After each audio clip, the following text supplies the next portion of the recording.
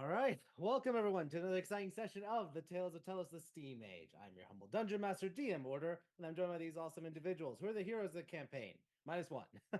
We're gonna be down one player for the month of April, but we'll see. Hopefully, she can come back during May after her rehearsals. But we're very excited for session 120 because this kind of the start of the new arc, or at least of a long potential dungeon crawl, as our team is going across realms into the underworld. So very exciting.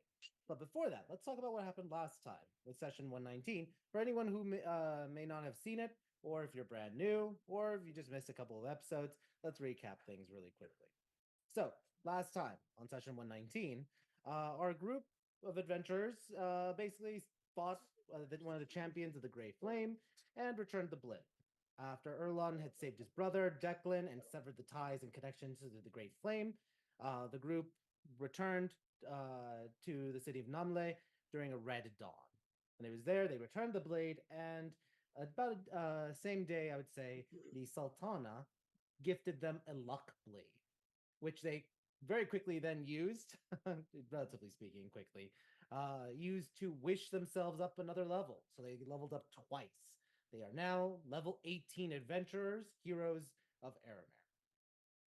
Afterwards, they had 2 weeks of downtime, 10 days, where they also celebrated Alice's and Bruce's birthdays, got some gifts, got some discussions going, but also prepared. And why did they prepare? It was because they had learned from Zanny's precognition powers as an oracle, looking into the future of Alice's daughter, Ori, that there was going to be potential issues coming up in the future, specifically with regards to, I said Ari. Did I mispronounce Ari? Anyway, Ari, not Ori, Ari, having things with her transformation into a hag on her 13th birthday. There would be not even a wish spell could break it due to the hold that the hag queen had on her specifically. So they decided they are going to break the hold by going to see the hag queen herself, including, or not just the hag queen, but she is also the anti-hope, despair among the harbingers. And so it is. The group has designed some plans, made some preparations. They are traveling to at least the plan, travel to the realm of chaotic good so that everyone becomes chaotic good, and then travel into the underworld, which is the realm of neutral evil. So that's where we're starting. So I'd like everyone, please roll me a d20, and let's see who we're talking about first as we get started on this new arc, new session, new everything. All right, the anti-Hulk. Okay, that is what you said. Yeah. Anti-Hulk, anti-hope. So I go first, Zanny. all right, let's with a 20. Nice. Zanny with a 13. No, me and Zanny tied at 13, so we just re-rolled ourselves.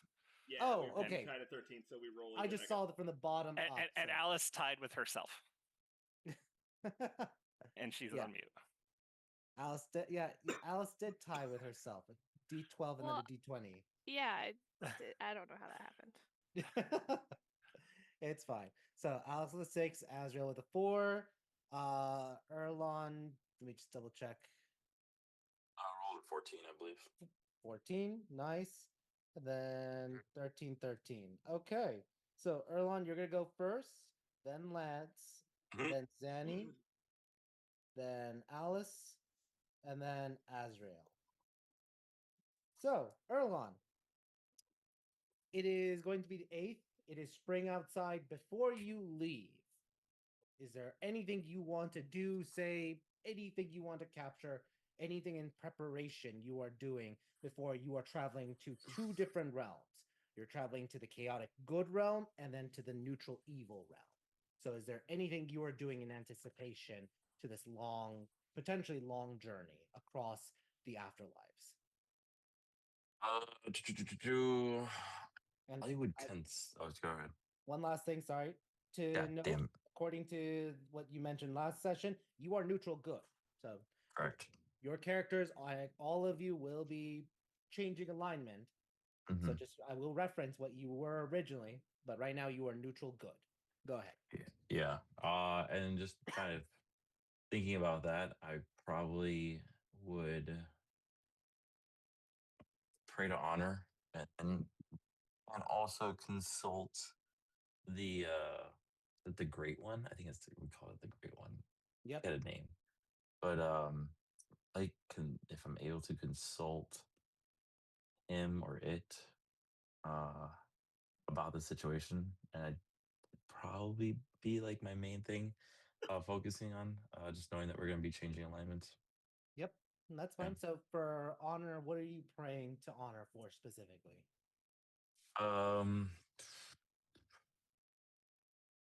it's like a prayer, but it's more like asking, like if going this route is going to be like detrimental to my alignment with honor. Like if it's going to, I'll just fuck with it. Like if it's going to mess it up in any type of way. If Cool. so, how can I kind of not stop that from happening, but almost get enlightened of how we can make sure it doesn't like completely mess everything up. Okay, good. Roll me a religion check then. Okay. Oop. I think it rolled. It did roll. 10. Sounds Okay. about right.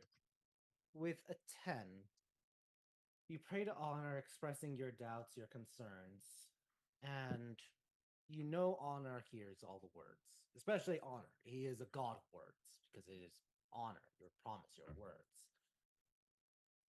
You don't feel anything back. You know he's heard them, but you just don't feel anything back at this moment. So Sure. you at least know he's heard it. He's heard some of your remorse. You consider maybe this is something that you'll have to make amends maybe when you come back. Okay, gotcha. But at least you're talking to him ahead of time, saying like, "Hey, I'm about to do this." Yeah. Just FYI. You know he's heard them. You at least get that assurance. Okay. Cool. Awesome. That's an R awesome. Combining all right and awesome. All right. Let's continue on then. Let me know. Let's do a roll me a charisma check. Okay.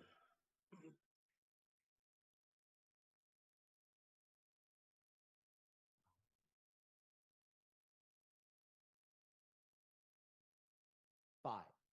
You go to the mirror and you stare at your eyes. Because remember, your eyes glow when Nabunux is actually looking through your eyes. And you stare at it, waiting for it to turn blue. Okay. You concentrate. You concentrate.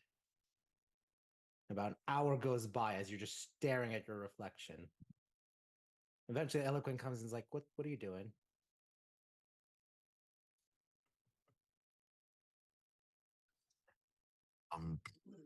Remember I told you, that like weird thing that kind of gave me powers with the tentacles and such. Oh, I'm well aware of the tentacles. Yeah. Yes. Yeah. Well, I was trying to consult him, like going into this new area, knowing that it's going to maybe sway who I am and how I do things. I wanted to almost consult him and see if he has any words of wisdom or help me through this. See if it's going to be an issue, I guess. Well, I'm not a warlock, but I imagine if there are some issues that you'll find out in the moment. But otherwise, come to bed. I guess since I'm not getting answers from anybody. No, you rolled a Might as 5. well. I know. No, I know. You're not getting any answers from anybody. No answers. Yeah. You spend the night with Eloquin. She does mention or paw at you as you're about to leave. and gently reminds you about what promise you mentioned or what her expectation is. Now that the situation with the gray flame has been dealt with, because if you don't remember, Erlon, the two of you she's expecting something big for any potential engagement. Yeah, I know. So, It shall be. but with that being said, anything else Erlon is doing in preparation for his journey? And I'll just ask, what does Erlon think? He's going to the afterlives. Like, this is actually where his soul may go, depending on where other souls go when they die. So, is there any thought or feelings that Erlon has facing the beyond? I- I'd say maybe a little bit of hesitation, just because it's something that in the back of his mind he hasn't really focused too much of the afterlife, and now he's like facing it head on, forcefully. He's not too keen on it, so he's a little hesitant because it's like one of those things. Is like after he's gone, like there's what will be left kind of deal, Mm-hmm. lineage wise and all that.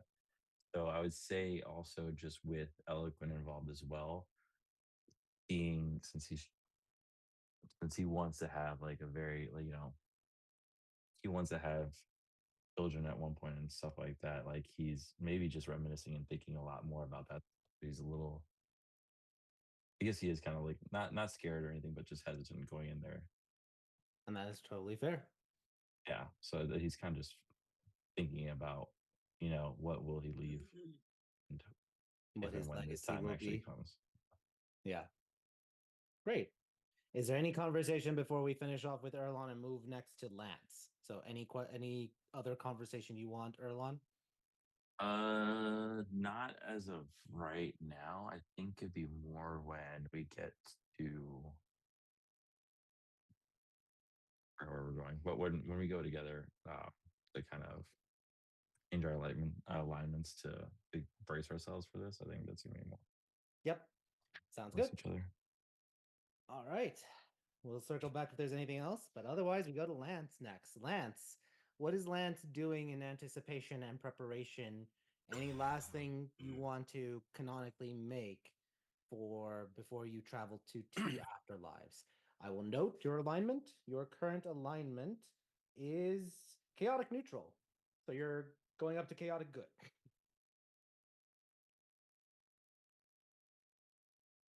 Um,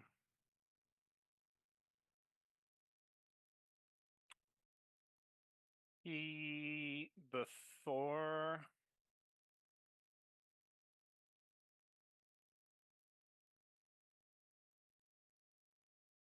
before we leave, he is going to make a simulacrum Okay. Mark and off leave the. it Sorry, continue. and leave it behind. Great. So your simulacrum will have a 9th level spell slot if you're using a 7th level.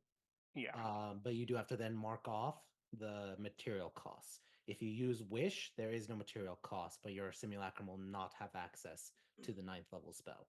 No, So- that's fine. I'll spend the money, whatever. Cool. Just making sure. So And I already did that before we left because I already said I was doing that at the end of last session. So, perfect. um, So you have a and quick question. Do you dress him the same way? Because he comes out butt naked. So do you dress him in a certain way? Same clothes, everything? And any magic items you're equipping him specifically?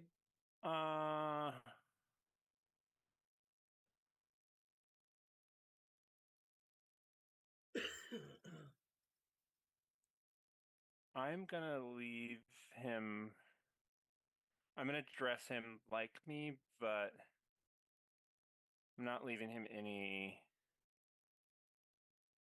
specific magic items because I don't carry excess magic items. Fair. All right. Yeah, so I'm just gonna be all natural Lance.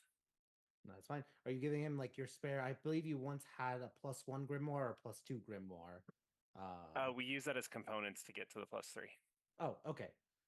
Then not a problem. You just leave him with it is. He's gonna memorize the spells. He won't be able to change any of his spells. Until I'll he give him gets- my old spell book. Okay. Then he'll be able to change out his like first and second level spells. Yeah. So he at least has a spell book. Yeah. Perfect. And the way you'll tell the difference is he has. Do I still have my old cane? He has my old cane. Yeah, your old dueling cane. Yeah. So awesome. That brought back memories back in like session 1, 2, and 3. So I'm gonna clone this just so I can have a copy for later. yeah. I'm gonna So call it's- him Lance or Simi Lance. Simulance. I love that. So aside from that, is there any other thing you're doing canonically in preparation? Nope. He's just he's not really as concerned about this as everybody else is. Fair, because that was gonna be my next question is what does Lance feel about going to the afterlife, afterlives for it? So Lance is more like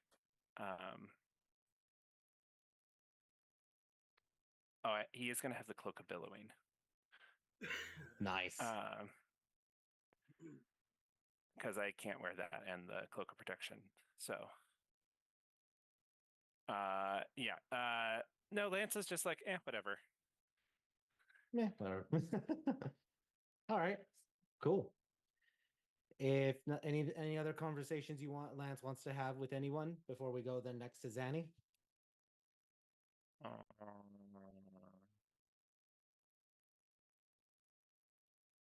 Does everybody else look like they're super freaked out about this? Like as he sees people wandering around while he's doing stuff? I think Erlon mentioned him feeling hesitant. I see Zanny just shaking her head. I'll just ask Alice, is Alice feeling nervous or outwardly nervous that Lance would pick up? No, Alice is going to save her child. Fair. All right. Confidence is key. Confidence is key. Then Azrael, is Azrael nervous at all or showing any anxiety of going to the afterlives? Well, he has to stay home, so he's a little bit bummed out. Yeah, at least two. Not like terribly, but like he's like, dang, I don't get to see the fucking what is it called? The Arborea. Arborea. Arborea was the chaotic good realm. Yeah. But you will be going to the underworld. He does he is looking forward to that part, but yeah, he's like, dang, I was hoping to see the the afterlife he's gonna get. You could, but then he's you're not in a rush. You can try, Azrael, if you want to go and take a sneak peek, but then your I think he knows better. All right. He's like, I'll get there when I die. Yeah. It is what it is. So that's kind of the feel for everything right now, Lance. Okay. But cool. If nothing else, let's go to Zanny. Zanny, anything you're doing in anticipation and preparation for the trip? As a friendly reminder, Zanny's alignment is lawful good. So anything she's doing before she travels to the realm of Arborea and then to the underworld. If I remember right, overall we had like 10 days, was it? Correct. 10 downtime days. Yeah. And I remember that the first 6 of those, like first 5 or 6 were me making sure that I had everything done before Alice's birthday party. So got those taken care of. And I think after that, it was just checking in with Grandma, because not for super specifics, but just to see if there's any inherent problems I should worry about with any of those realms. Like when you have to go when you go to the realm of fire, you you better have some fire resistance or that kind of thing. Great. So she will tell you that the first layer you're going to go to, diseases. Like every potential disease is there. And that it manifests there. So expect that, prepare for that. It can even potentially overwhelm even like other protections you may have. It's sort of like how even in like certain layers or realms of hell, there are like hellfire will literally burn even people who have fire resistance or even immunity to fire. So be careful of everything and anything in the underworld. She tells you that there is the graying effect and the hollowing effect. You're going to turn gray. Everyone's clothes is going to turn black and white. If you wear bright clothes, you will offend the natives there, but that can help push back some of the effects. But they too will eventually fade. That's part of the graying effect for it. Everyone will start to get testy, feel the bleakness of the realm. So there's the psychological elements, there's the physical elements, and then she mentions also the devils and demons. The underworld, the layer 1, lots of devils and demons battling for control of things. There's lots of hags that are trying to collect the larva so that they can then eventually sell the larva, either to turn them into soul coins or sell them to the devils and demons. She tells you that, at least from her recollection, with all the Watcher Paladins, that she has an idea of how the three glooms, as they were once called, are supposed to be, but because of the realmic realignment, there are literally Watcher Paladins that are getting ready to try to explore anew the different realms. So she tells you a good amount, which will help you with advantage on any lore going down there, but some of it may literally be just now factually wrong. I'll, of course, thank her, but I let her know that I'll also make notes and bring them back for the paladins in case, so that they can update their records as well. Maybe they won't need to send a watcher this way. Yeah, that also is very great. That is the information you're about to collect is going to be invaluable, because that way they don't have to send Watcher Paladin teams there, especially to the underworld. Almost always they have to send Watcher Paladins because of the disease element. And I'll check on, I'll collect notes for the upper realm as well, because I'm going to Arborea for a little bit, so I'll collect the notes I can for there. And since it gets brought up in conversation, I think just she doesn't even think about it. She just asks her grandma, "It's like, and since I'm there, is there anything you want me to tell him if I run into him?"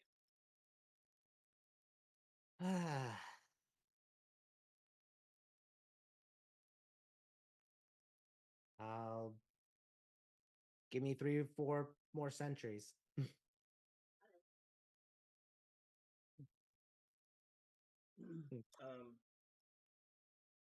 I'll admit, I've already gone and visited him a couple of times, just because, Watcher Paladin. Yeah, but for the job. The perk, but I haven't seen him in a while. If I see him, I'll tell him to say hello. Thanks, kiddo. Not gonna try to kick my ass, is he? I don't think so. Okay.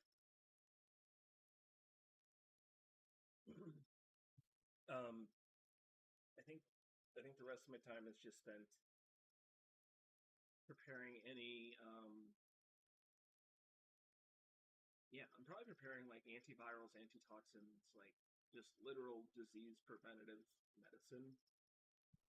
Because I'm pretty sure that our resident paladin is strong enough that that's not a problem, and I am too, but I know that several of us aren't, so I'll prepare as much as I can for that. I think the rest of my time is going to be spent like consecrating some holy water for the sake of like doing rituals on us later. Yep, that's going to be very important, because you don't know how many days you're going to be there. You don't know. Can you Cool. make a reverse cursed it's elixir of life is the one that cures everything, right? Yeah.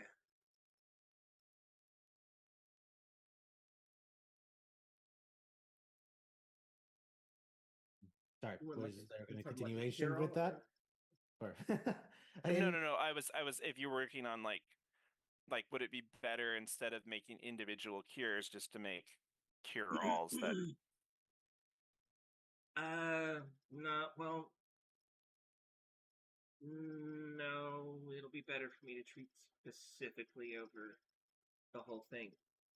Just for the sake of it would take me more time to make cures than it will for me to just make cure disease.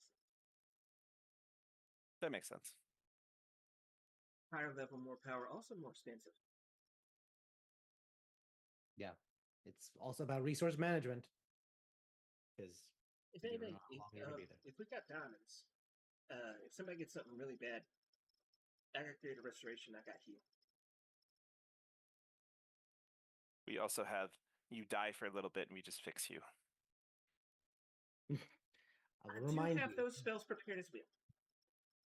Yeah, as a friendly reminder, if you die in the afterlives, your You soul die in real may life. be trapped permanently there. So, be That forewarned. seems like a technicality and a challenge.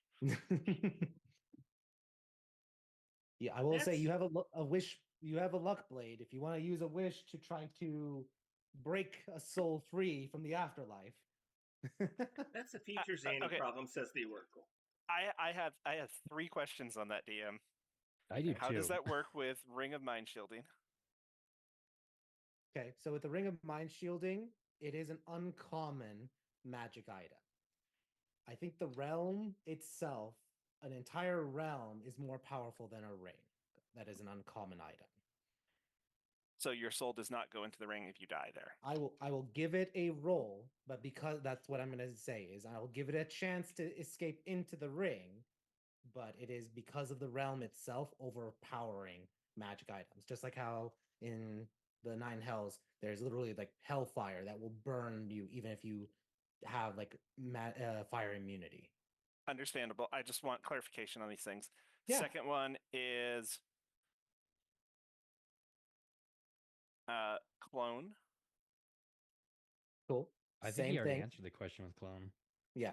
It's the same thing. The magic of the realm will try. I will allow a pull, and because it's a higher level, that it'll increase your chances.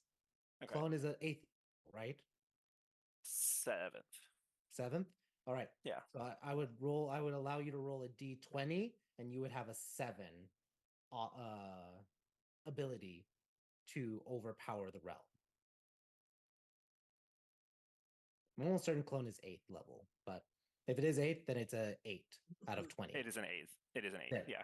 So you would Okay. have an 8 out of 20 chance of escaping. Okay. With And a ring of then- mind shielding, I would give you a 2 out of 20 chance. And then summoned creatures with souls. Did their souls leave if they die? So like if Nima died, would she stay there? Or is she different because her soul is bound to the bones?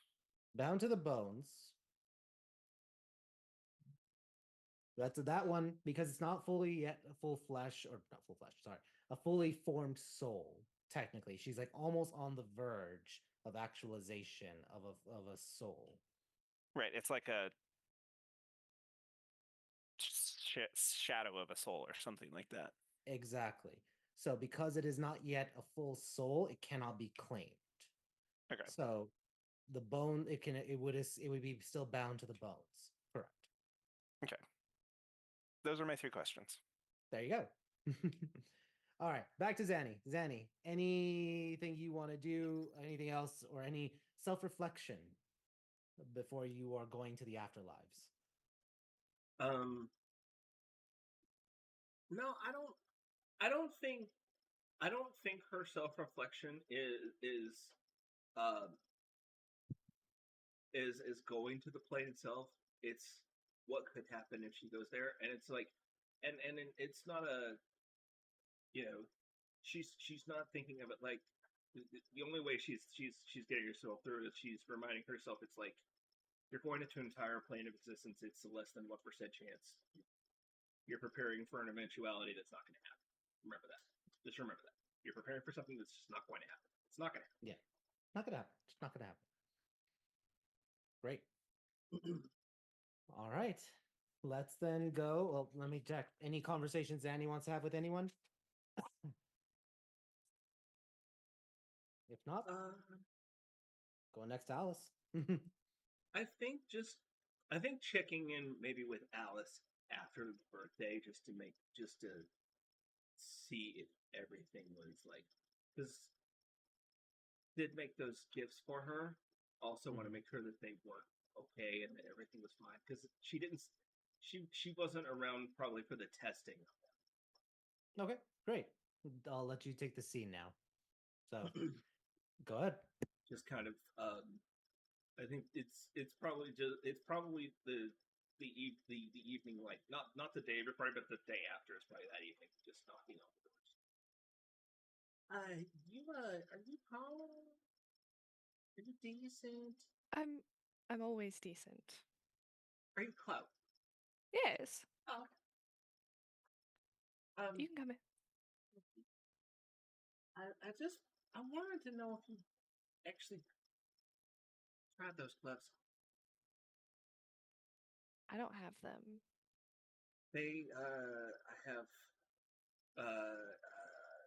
I got them made in D&D Beyond for you now. They're actually in their Ghost Touch gloves. Ghost. Do I get to touch the ghosts? Mm-hmm. You get to touch ghosts, and DM for Bruce's character sheet, add the lunar pistol. All right. It is an attunement item, so he will have to attune to it. Alice, what is Alice's reaction? Go ahead. Alice is well, I haven't had a chance to try them yet because after the party, I had to put Aurelia to bed, and then well, Bruce and I had to celebrate, and then I had to wake up earlier in the morning, and it's been busy. I haven't tried them yet. Would you like to try them now? Oh yeah. I definitely want to see if they fit you okay, because I mean the magic they'll fit, but if they feel good, and then more importantly, do they work? Because they're beautiful. First off, they are hardened ectoplasm. You don't have to tell me that. I said they're beautiful, and you go, thank you. Oh, I thought that would make them ethereally beautiful or something, but just gross. Got it. That's like ghost snot, isn't it? Well, I mean, you did. You're the one that got me the ectoplasm. So where it came from? They're beautiful. I was just gonna put them on. Now, if I wear them and I'm like swinging my arms around, am I smacking like Aisha across the face? Are you attuning to the? Wait, are they attuning? No, they're not. These aren't attunement because it's just interaction, not perception. Okay. Like, can I fumble around like a blind person and run into them? Do you want to do that? Yeah. You want to grope a ghost? I do more than anything. Actually, I'm gonna try to pet Hakeem. Like I'm down on the I've crouched down a little bit. I'm like roll a d20. I'll go ahead and I've had it prepared for a few days now. I go ahead and I cast True Seeing. I rub a little ointment on my eyes and cast True Seeing, and I'll look around for her ghost so that she can, say hi. I'll allow you, Zanny. She's about to touch something that is not Hakeem. Do you want to try to stop her? What am I touching? Do I recognize what she's touching? She's about to touch a dragon's claw. Oh, that's sharp and pointy. Hang on, wait. Oh, was that just my eyes start glowing? Like, where's Hakeem? I'm looking for Hakeem. Yeah, he's the other direction. There, that corner. He's over there. Alice is gonna turn around. She's still going pss, pss, pss, pss. Like Hakeem's a cat. Roll animal handling check. Say less. That starts with an A. Did that work for anybody? I rolled a 3. Yes, it did show up. I missed my dice. I'm gonna go back to these. Yeah, Hakeem's confused. It doesn't come, but you eventually go over and you touch him and you feel a furry creature. I can pet Hakeem. Oh, you're such a good boy. Oh, you're such a good boy. Took you long enough to listen to her. It's like I'm poking, and it's like I go right through it. Yeah. Gosh. You I definitely can't- tell that he was like confused, Zanny, because she's like calling a cat, and like he's like, "What is she doing?" Because he's not quite sure. But yes, you are petting the groundhog. This is the greatest day of my life, Sunny. I don't even want to go anywhere anymore. I'm never going to fix Aurelia, but like I want to sit here and pet Hakeem. Now, if we just get you some ethereal goggles, you could see and get them all the time. That's true. I mean, I could just go there. Okay, you can do that too. Yeah, or I could summon them here. Really, could do anything. I'm just so busy all the time. I haven't had time to play. Have them all be cuddled out. I don't know if that's my forte, but if you would like to have a cuddle pile with the orneriest dragon in the whole wide world, and a groundhog, and several other frightening characters, be my guest. That guy with the big sword, I might have to pass on, but everybody else seems okay so far. Which guy with a big sword? There should be 3 of them. Oh shit! The king guy from like 1,000 years back. Oh, yes, I Khalid. forgot his name. Yes. I'm sorry. Well, that's DJ Khalid. Now I know you're lying to me, but that's his name. It stands for Doom and Justice Khalid. Oh, okay. Yes. Very Doom official Justice title. Khalid. Danny, roll an insight check on that.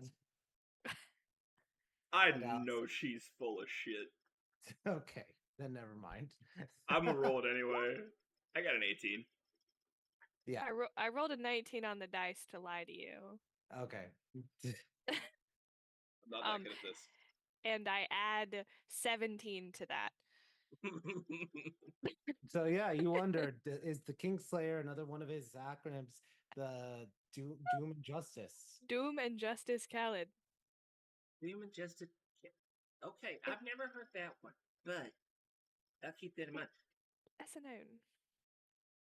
It'd be fun to pull out one for like ancient, people who like ancient stories. Maybe I can like get some cool points up here with some of those. Perhaps. Well, they actually might not know it because really it's something used amongst friends. So like inner circle.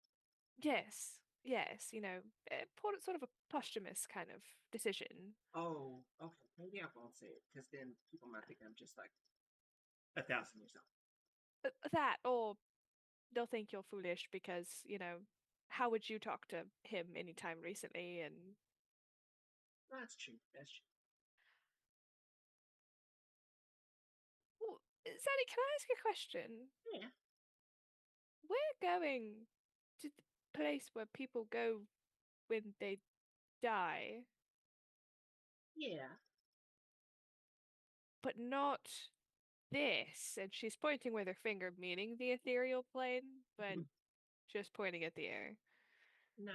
Yeah. No. This is the ethereal's kind of like the in between. Okay, a follow-up question that's probably for Evanos and not you. Okay. My ghosts don't really move on to, places like this. Can they come with me?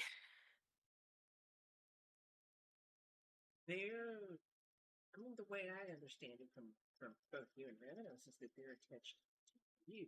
So yeah, you should be just fine. I just don't want to hurt them.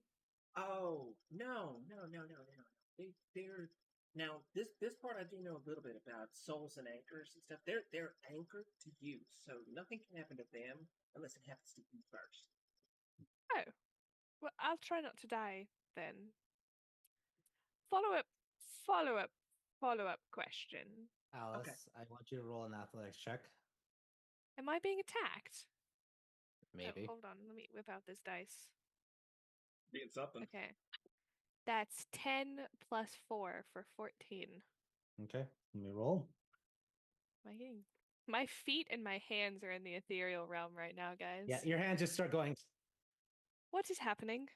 as you feel somebody has grabbed your hands and just Who- like making you clap. Zanny, you see it is Aisha just forcing her to clap.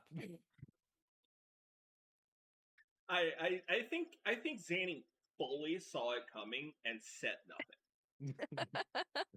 Like Aisha just like passed right through you. You see her just go, and she's like getting ready, and then she just immediately, like right when she's like scratching her forehead, as she's just about to lower it, she just grabs that hand, grabs the other, and just starts forcing Alice to clap. Okay, this is the other side of this. This is funny. Can I kick her? My feet are in the ethereal plane as well. Roll an unarmed strike.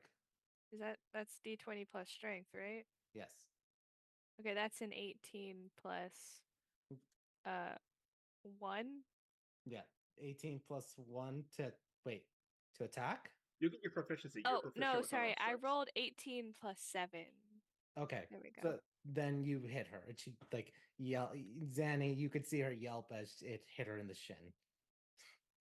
There you got Don't do her. that. Don't do that. I don't know which one of you it was, and she's like spinning in a circle, pointing. I don't know which of you it was. Aisha. I should have known, honestly. None of the rest of them would have done that. I could fuck with Red. I could Oh fuck yeah. with Red. I could You fuck with can't come Red. with this. Alice, you feel your hand being pushed towards your nose. The I finger. should let me go. I will kick you again. She lets you go.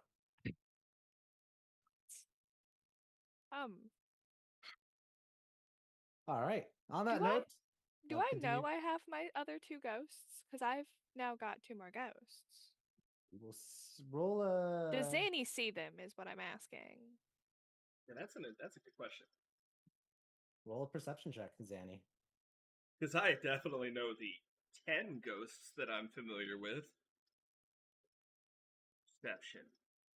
Where's my? If I had the perception to see my perception, there we go. A 22. Looking around, you don't see them. That's You don't- unfortunate. Yeah, you only see 10. And Boy, I love my 10 ghosts. I see 10 and just for clarification for the record, the 10 that I do see are the ones that I'm used to seeing. Correct. Okay. I don't think anything out of the ordinary then. Okay. I mean, I feel like this room being full of a dragon, a giant, a Yep. dwarf, 2 women, a groundhog, a man, That would. just a guy. There's a few things in here that would throw me off. Be like, excuse me, what the fuck are you doing here? How did you? Okay, sure. Wait, you're new. Hang on. You I haven't seen.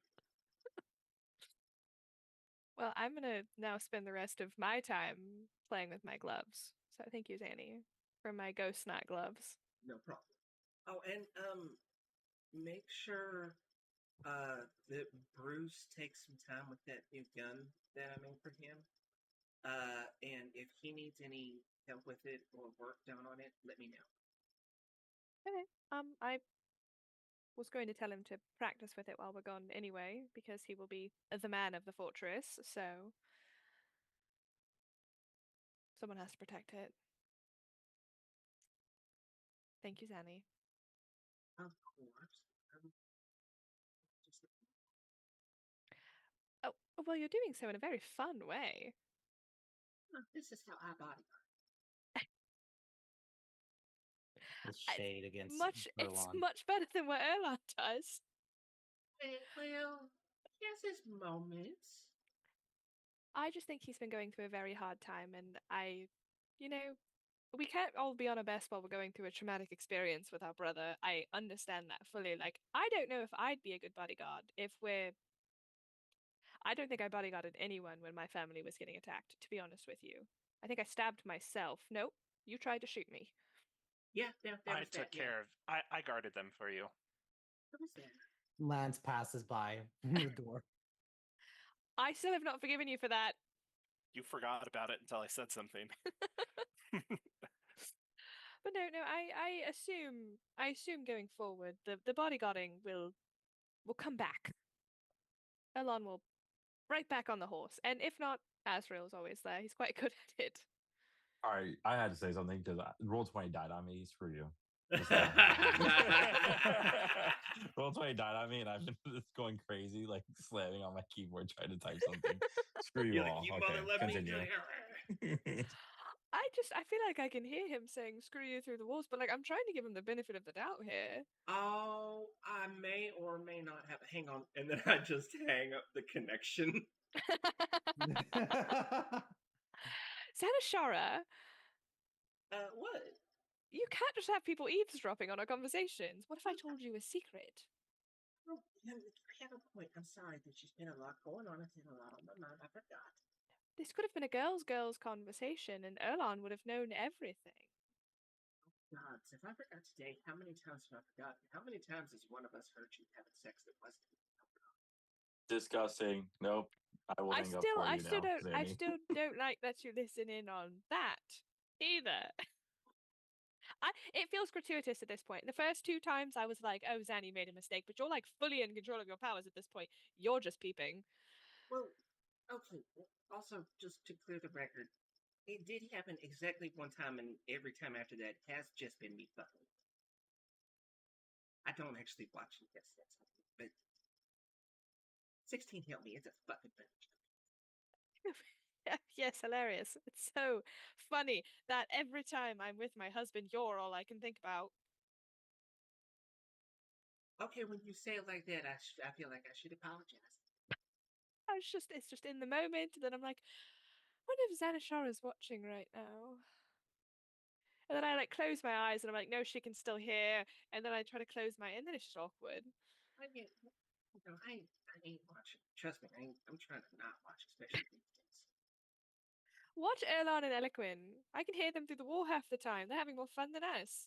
Oh, I mean, no, they're loud too on their own. You all are. This is becoming the house of sins. Oh well, I at least mine's my husband.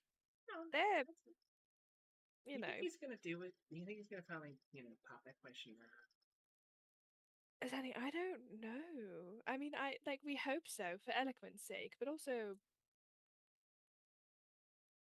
does Erlan have commitment issues? I mean, yeah, but I pay attention to the kid. He's working on it. He's working hard on it. Oh, he is, but also like, is marriage his thing, or are they going to be in like a domestic partnership for the rest of forever? That's true. Marriage ain't forever. No, I'm not all for saying that they have to or have to not get married, but they seem more of the kind of people that are like, oh, we've been living together for 10 years, we're technically legally married. Yeah, we I agree with you. It's just I don't know. I think I just came up here and I got used to y'all's cultures and everything. And I feel like there's an expectation from marriage. Well, in certain circles, that's for certainly that's certainly sure. But he's from the rear. He's one of your people. Yeah, I guess we can't just be wild and crazy and say, "Hey, we're just not from here. We're from the rear. Look how crazy we are." You know, I don't know if I like that because my family's also from the rear, and I don't want to be a crazy person. I'm That's your perfectly heritage. normal. I know. Alice, look at me. Darling, I don't want you to say it. I want you to be like, yes, Alice, you're very well adjusted. Okay, you are a very well-adjusted young woman. I'm gonna roll an assumption check. Thank you, Zenny. I'm not even gonna roll an insight. I'm choosing to believe it. Just for funsies. No. There you go. Have that 4. It was close. It was one off. Have that 4. You said you willingly failed. Oh, no, I believe her. I know she's lying to me, but I'm still just like, no, I am well adjusted. You're right. Confidence is key. Yep. Exactly. All right, Yes. let's continue on with things just because it's time for it Yeah. all. Alice, what is Alice doing in preparation, if anything? Touching my ghosts now. Okay. I will inappropriately touch all of my ghosts. I am going to accidentally slap Aisha. Yeah, you will have a lot of now random slaps to your face. Well, they from can't your touch my parents. face. They can only oh, my own hand. Yeah. Oh, that's rude. That is so rude. It's gonna be in the middle of a fight, and Aisha's just gonna be like, "Why you hit yourself? Why you hit yourself? Why you hit Basically. yourself?" I've got a sword in both hands. Just punch your face. So yes. Aside from that, any you kind of touched on it, but just double check any feelings to going to the afterlives. No, I mean, like, I'm concerned. Obviously, a normal human being would be concerned about this kind of thing, but I'm also a little bit excited. Mm-hmm. This feels like a vibe for me, and also I'm gonna save my daughter, which is helpful. I don't really want to die. That's a little thing I'm worried about, but Yeah. at the same time, I'm kind of excited. Yeah. I will say you do have some interest, like to break free if you do die. Like I said, the luck blade has a wish spell Well, I that have would give you Revivify, like the. in my ring. Say that again. I have Revivify in my ring. It just automatically goes off. Correct. Well, yes. Once a week. Yeah. Once a week, it would go off. The question now becomes: is that strong enough to pull the soul from the afterlife? Yeah. That's what I I was gonna think- ask, because isn't Revivify like a little bit different? Because there's none of the complications like with resurrection, like what Yeah. happened to the soul. Yeah. Isn't I always thought it was because it was so See- fast acting that the soul hasn't left yet. True, Yeah. but you are literally dying in the realm. That's where. Yeah, it's like the realm that it's gonna try Yeah. and pull that on you. But Yeah. it says I automatically stabilize. Oh, no. But like the ring automatically casts it. So it's not like someone has to come over and revivify me. Correct. It's like No, I'm it will dead, go. I'm alive. It will go off. The question is the realm going to overpower it? I got a like gang of ghosts who can shove my soul back into my body like it's a sausage casing. I think we'll be okay. We'll see. Speaking of which, how many days do I have between my birthday and when we leave? I believe you said that you celebrate your birthday on the The fifth. third day, so that would be then a week. Or no, I mean, look at this. You celebrate on the fifth day, so Mhm. 3 days after your birthday celebration. Okay, I probably will take a little trip to the ethereal the day before we leave. All right. Because I haven't done it before, and Alice would just do it, for the vibes. Okay. We're gonna go do. I should just go check in with everybody. Be like, hey, we're going on an adventure. You guys good? We good in here? We good in here? Basically, um, roll a d100 for me. I've got that. I think that's this one that has all the numbers on it. Okay, that's a 90, so we're off to a good start. And this is Okay. a D10, a 93. 93. Okay. In the distance, as you're in the ethereal, you hear some whispers in the distance, but when you look, you can't find anything, which is also a little strange because this is a demi realm that you're in, but it only happens once. So, She'll all right, probably promptly forget about it and then go flying. that's fine. All right. So, with that being said, you, yeah, that's for you, Azrael. Is there anything you're doing in anticipation, preparation for the trip to the underworld? Because you're gonna stay put for the chaotic good realm, but anything you're doing for anticipation of the underworld itself?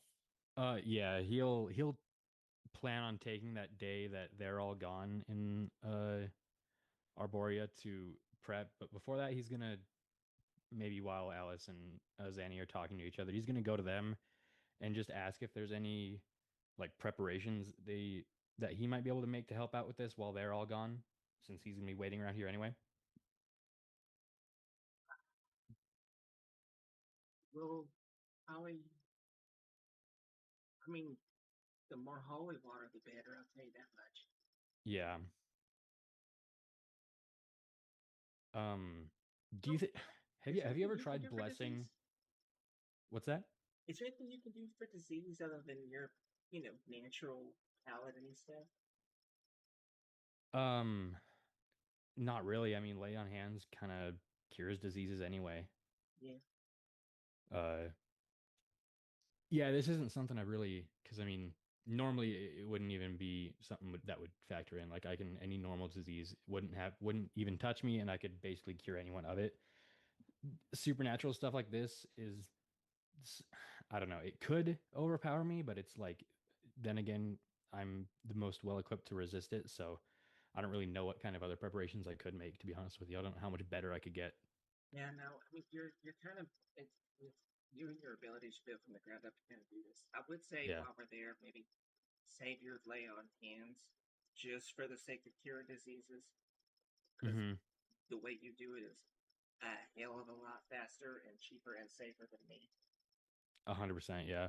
And it's kind of an iffy thing, but like I know we were worried just in case, particularly like Lance was to turn on us. Do you think I haven't actually ever prepped for this, but like they used to talk about it back in the Silver Swords, the rights of annulment. Oh no, No, don't. no. Those are. I, if one of us turns that bad, just kill us, leave us. We'd be better off. If you hit this guy, if you hit any of us with the rite of annulment, that's it. Magic doesn't pay attention to that person anymore, including resurrection magic. True. I don't know. I just be worried. I mean, if you died, then you die in the underworld. I wouldn't want you guys to be stuck down there. There's just I know it'd be horrible living that way the rest of your life, but still. yeah. There's just there's no reversing that one. That's a big one. That's a I know it's the one you don't pull out unless you have to. yeah.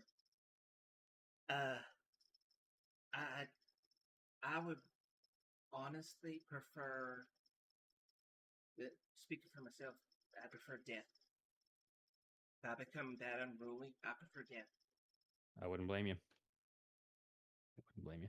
But yeah, I mean, I'll prep for atonement as much as possible. And I guess yeah, for holy water, do you think those decanters of endless water can be blessed, or just the water that comes out? Yeah. Do I think that's possible? No, because what the decanter is it's literally a mini portal. Right. That's right. Yeah. To the 'cause water. It's a portal to another plane. Is all it is. Oh, you Yeah. can't. Yeah, you obviously wouldn't be able to. Well, I mean, Unless there was so a you holy couldn't. water dominion. There Yeah. is though. There is. He's said that before. So you would just have to realign the portal on the other side. So we I think that would probably involve us, speaking meta wise, that would probably involve us taking it there. Oh, yeah, that'd be too much work. Do you think? I mean, is there a way to like bless some kind of item so that as soon as the water comes out, it's blessed? That way, I don't have to do the ritual over and over again. I don't. Probably not. I don't think so because a lot of it has to do with just the intent and time it takes to make the water. Mm-hmm. I guess Azrael, yeah, it might. as a quick Yeah. question, do you have Zone of Truth? No, but I could prepare it. I would say with your work, especially as you research, Zone of Truth is probably going to be a very important spell for you. Yeah, I'll definitely prep Because that. people, and here's I'm giving you what you would know as well as what you find out. Okay. Everyone's going to be turning chaotic good. So it's going to be important that not only you, but like everyone answer. This is a common trick that Watcher Paladins do. Answer questions truthfully and Mhm. ask a series of questions. One, do you feel different? Two, what do you value the most? That one is a very good question because if they start to change their answer, you know if they've changed alignments. If they answer and it's a lie, you know it's a lie, or you'll know that they can't lie in that zone of truth, or you know that they've failed or they've succeeded. In which case, you can tell them to willingly fail, or else they get bonked. Yeah. So that is a trick that a lot of Watcher Paladins use is the zone of truth to tell. And then as long as you keep everyone on the chaotic good spectrum, Mhm. even if they change to neutral, chaotic neutral, you could still correct that rather than letting it devolve into chaotic evil. And will atonement send them back to chaotic good, or would it send them back to their original alignment before they were chaotic good? It's going to send them to their original alignment, but that's better Okay. than Yeah. them sliding into chaotic evil. Yeah. Okay. And in which case, that's why I would recommend do an interview with everyone here. And this is something you can actually do right now. Ask a question for every single one of them that you think would be an important way to indicate what they value the most. Yeah, I'll have everybody gather around in a zone of truth and just be like, what's the best duress question I could ask you? Yeah, so let's just do that. Yeah. You ask Erlon, what does he value the most right now, as he is neutral, or sorry, he's neutral good. So Erlon, what do you value the most right now?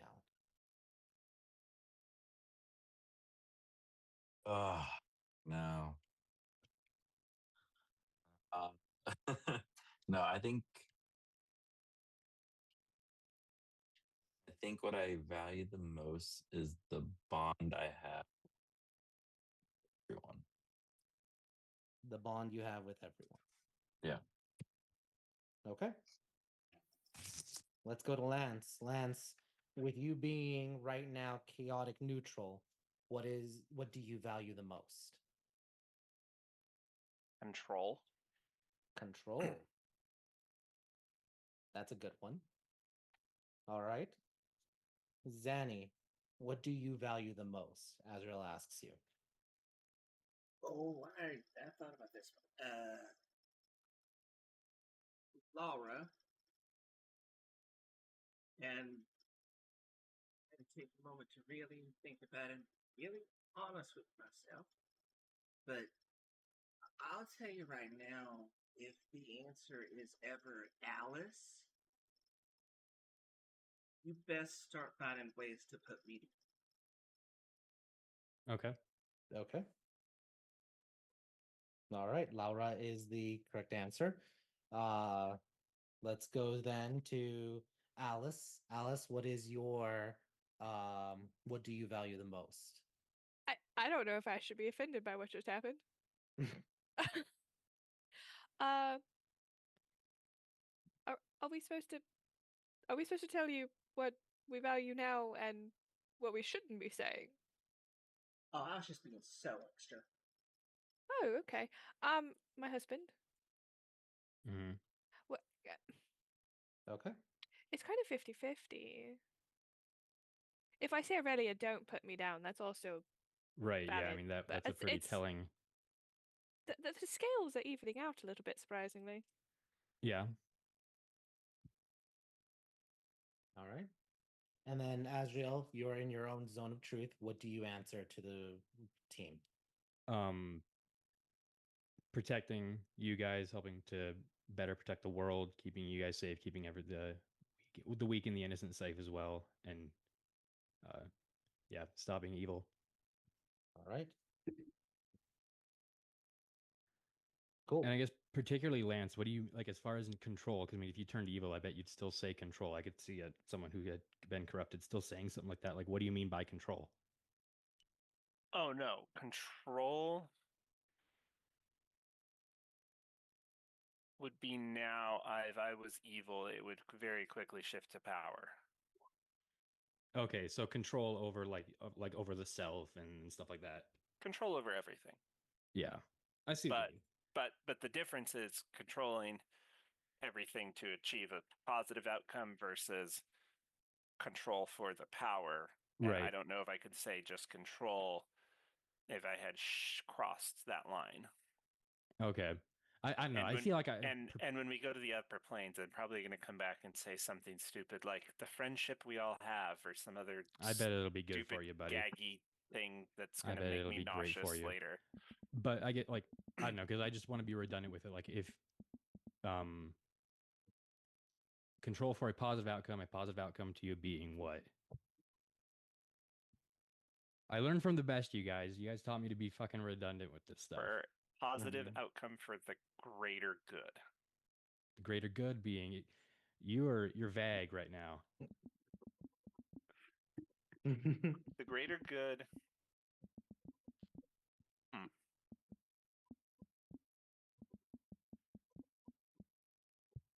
Don't ask me that question because I'll always be able to give you a vague answer no matter what. Okay, Zanny, help me out here. What's a better way to The quiz question him? you should ask me is which of my skeletons is the most important to me. Oh, okay. Yeah. I didn't think of it that way. I didn't know you valued them differently. Because right now I would say Nima because she was my first one and she's the one that helped me unlock the power that I have now. Okay. But if I was evil, I would say none of them because they're all just They're like fuel. expendable. Yeah. Okay. That makes And when That's the crux of if, what I'm trying to find out. If, I was if just I'm asking good, poor if I'm questions. good, I would say I love them all equally because they're all special and important to me, or something else stupid like that. Yeah, you're Which gonna we will be asking you're the gonna be sa- awesome when you come back out. Yeah, this is a what lot we that are going to be matters. asking these same questions when you're chaotic good. FYI. Right. So just let you know, those are realistically the shift line between neutral good and evil is going to be the I love them all equally. Nima's my favorite because she's the first one. The rest of them are fine, and Yeah. they're all expendable. I don't love any of them, type thing. All right. Gotcha. Yep. But I think for Okay. me, that's a better question because if you ask me what's most important to me, I can vague it enough, as you just saw, to make it work in any scenario. Fair. Gotcha. All right. Granted, I could just sense if you turn evil, but these are important too. Mm-hmm. And then as far as holy water goes, since I can't really do, we confirmed none of those like loopholes will work. I think I might just buy like a bag of holding or two and literally just fill it with as much water as I can and bless it. Okay. You bless it. Let me see. How much is not how much does holy water weigh? It's the same as the normal thing, so you could put Yeah, like how much water can a a bag gallon of of holding water hold? weighs 8.2 pounds, so Yeah. That So it holds let me 500 pounds, so it'd be like 50. Yeah, it's like 2 cups a pound, roughly. You're talking like 60 gallons almost. Well, because it also says it can't exceed a volume of 64 cubic feet, so I'm not sure which one would like cap out quicker. Probably the 500 pounds, I would guess. How big is the volume? 64 64. cubic feet. You're going to cap out a volume. With Yeah, water, that's- you're going to cap out a volume. It's just going to be Volume, not 64 weight. cubic feet of water. Yeah, let's just do 64 cups of holy water. Let's just put it that way. Actually, Well, because a cubic foot is like a gallon, right? What are you saying, Lance? 60 gallons would only fill 8 cubic feet. Really? Shit. That's according to Google. I'm Okay, bad at we'll figure visualizing. this out. I'm actually, Apparently. Lance, if you want to do like the math for it, or if someone wants to do the math for it, because we gotta keep going. We're getting close to like the Yeah. halfway time for it. But I'll allow it, and then then Azrael, if you want to have, if you're buying a separate bag of holding just for this, I'll allow it. That's gonna be 500. 500. Wait, bag of holdings uncommon, right? So that Yeah. would be 5,000 silver. Okay, that's easy. Okay, DM, let me ask you this. Does a holy water weigh more or less than regular water? The same. Okay. So, all right. The day comes. You all are traveling to what you believe is Arborea, and you all gather. Lance is about to cast a spell. Any last comments, things before 4 of you are heading out?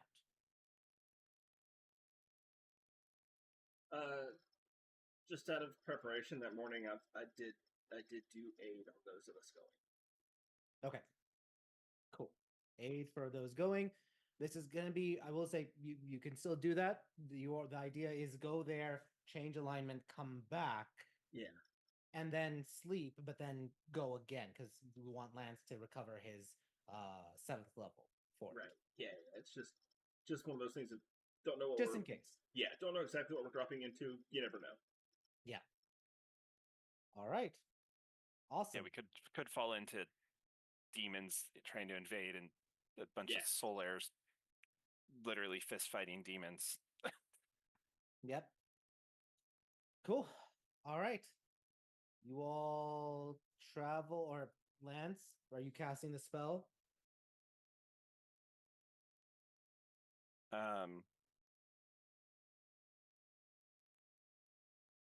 Yeah. Okay. You all say your farewell to Azrael, and the four of you then gather close. And Lance, you pull out the tuning fork, you ding it a little bit on your staff, and it starts to vibrate. And then you weave the magic, the spell for it, and you can see the resonation of the tuning fork keeps going, doesn't slow down, keeps going as the tinging sound starts to get louder and louder. And as you finish the spell, you feel yourself pulling the seventh level from the seventh sphere of magic, this well of power to envelop you. You've done it before many times, traveling to the fire dominion. This one feels a little bit more potent as you are crossing the divine gate to an afterlife, into an upper realm. Lance's magic finalizes and he holds for a moment the spell and then casts it. And as he casts it, everyone feels for a moment a suspension. Like you're all of a sudden gravity is lost for a moment between all of you. As you're all lifted from the ground for a moment, and then everything just you collapse. Everything is pulled into a point, a singularity, so to speak, as you are traveling through this pathway, this wormhole of light. You immediately see the divine gate for a flash, a golden array of intricate seals and locks and barriers and nets pushing away. And for a moment, you actually see it.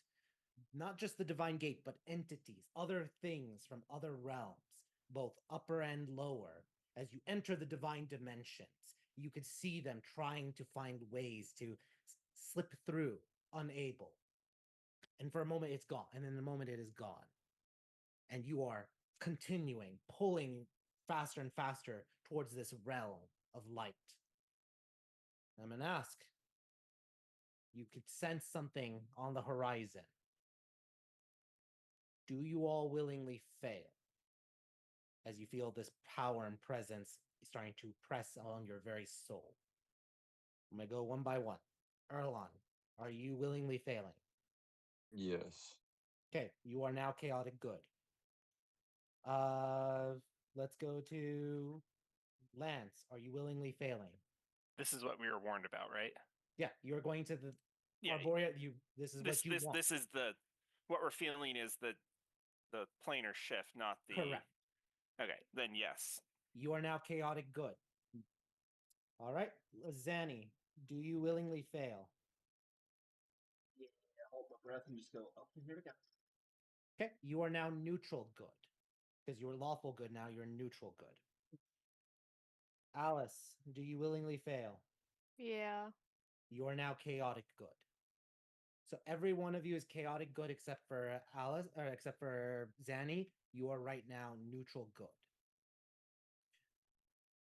The power of the afterlife hits you, and for a moment there's a flash of light, and it is blinding for a moment, but not in an oppressive or harmful way. But it is just like if you woke up and the sheets are pulled, the blinds are open, and for a moment, just like that light, and your eyes are trying to readjust for things. Zanny, roll me a D100, please.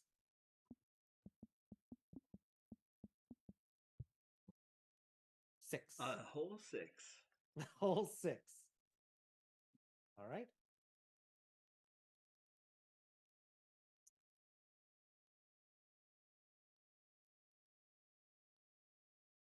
Does everyone see the new screen? Mysteria.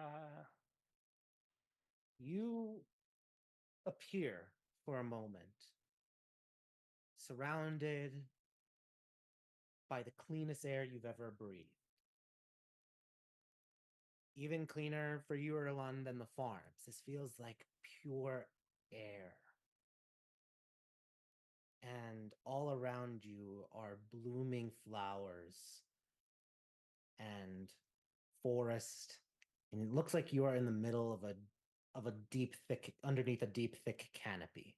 Has just sunlight, a shaft of sunlight is hitting on all of you.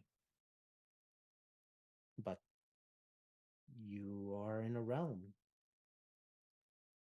So, what is everyone's reaction with your alignment shifts?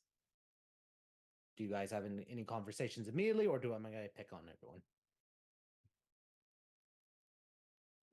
I think just getting there, Zanny's like dumbstruck for a moment, like just at the sight of it. Like she heard about it, she's read about it, she sees it. Now that she sees it, it's anyone looking at her, she's like mouth half open, just. All right. Erlon, what is Erlon's reaction as he just sees a forest? Like this is the afterlife, but you're also Yeah, like he thought it was gonna be way worse. I mean, immediately when he gets that big breath of fresh air, he's kind of like, oh, I mean, this is kind of soothing and calm. This is nice, awesome. especially for all the stuff that we've done. I feel like this is pretty nice. Yeah. Lance, what's Lance's reaction and mood? I think he's in a relatively good mood, but he's like poking things and he's going, for a place of the dead, this place feels too alive. It's kind of uncomfortable, but in a good way. Yeah, it's weird. You have to listen. It's almost fake. But these plants are real, whatever they are. Alice, what's Alice's mood or reaction? Have I seen this place before? Because Revenues kind of took me on a little trip one time.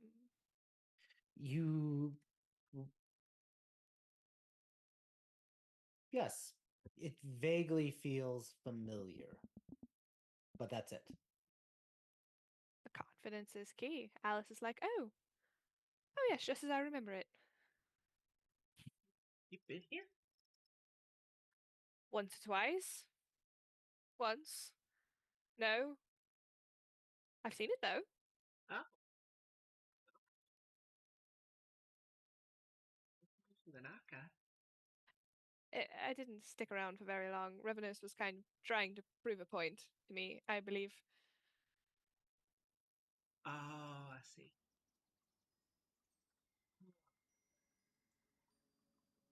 How do y'all feel? I definitely feel different. Yeah, a little different before we got here.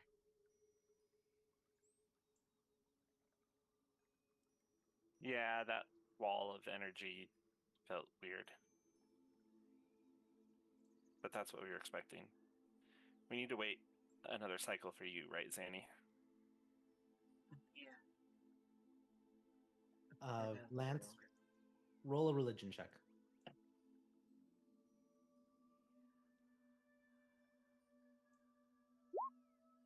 21.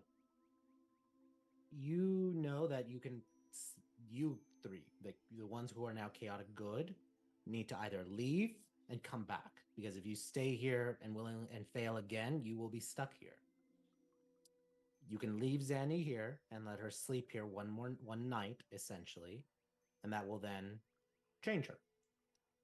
Otherwise, you can go with Zanny and try to change her alignment by having her engage with the afterlife. Whatever is it here, like she has to do something here to potentially change her alignment. It could be bathing in a spring. It could be speaking with ghosts and with souls and just trying to attune with them. It could be her praying with an angel of this realm, but she has to interact and try to give herself to this realm one more time. So those are your two options. Zanny, do you want to stay for a day or do you want to go make this quick? Out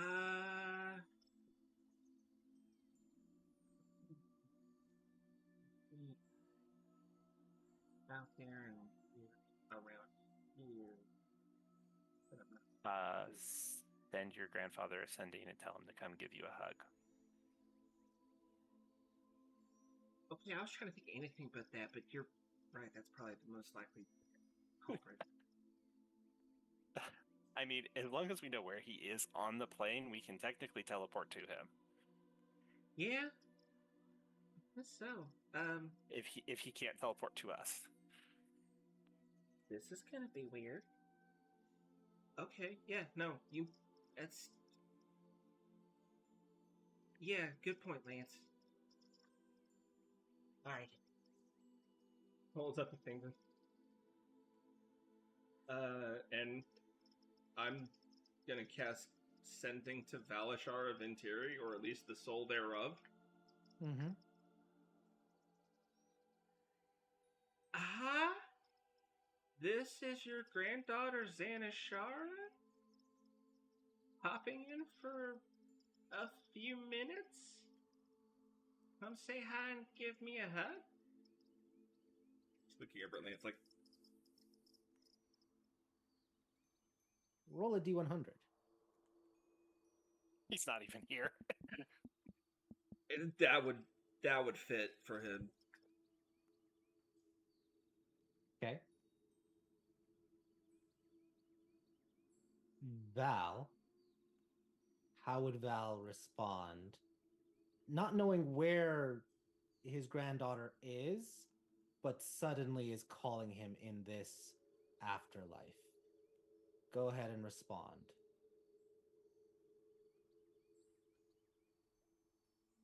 Fucking Anna, another one. Where the fuck are you so I can go find you? If you're good enough to get here, you can reply to this. Zanny, you hear that? As I start talking to myself. Yes. It's just... Alice, do you know where we are? He answered. That was freaky. A forest. Oh, one second. And I'm just gonna fly. I'm gonna start flying. Go fly straight up and just land. All right, you fly up and high up there, and as you emerge, you just see this verdant forest. That's all you see is just forests everywhere. It is wild. There is no rhyme or reason with everything. You don't even see mountains. You just see forest and forest and forest. And you do remember that there are parts of the afterlife that are infinite.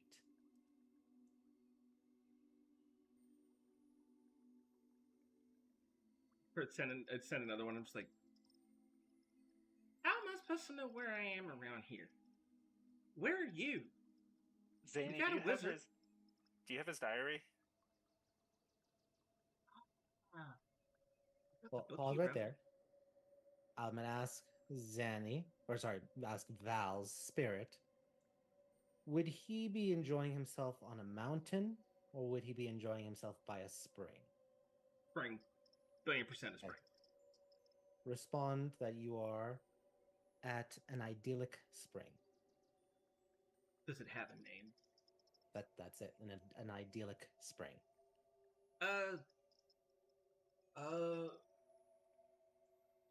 Some beautiful spring, idyllic spring out in the middle of...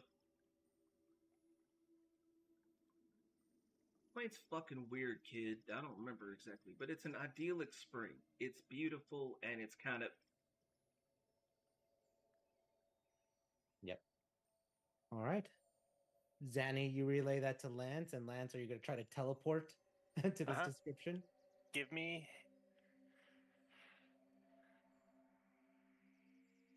his journal. Okay, I see where you're going with this. Yeah, familiar item. And this is my... I'm going to use that as an anchor. And I'm going to try to teleport to the idyllic spring that he is at. Okay.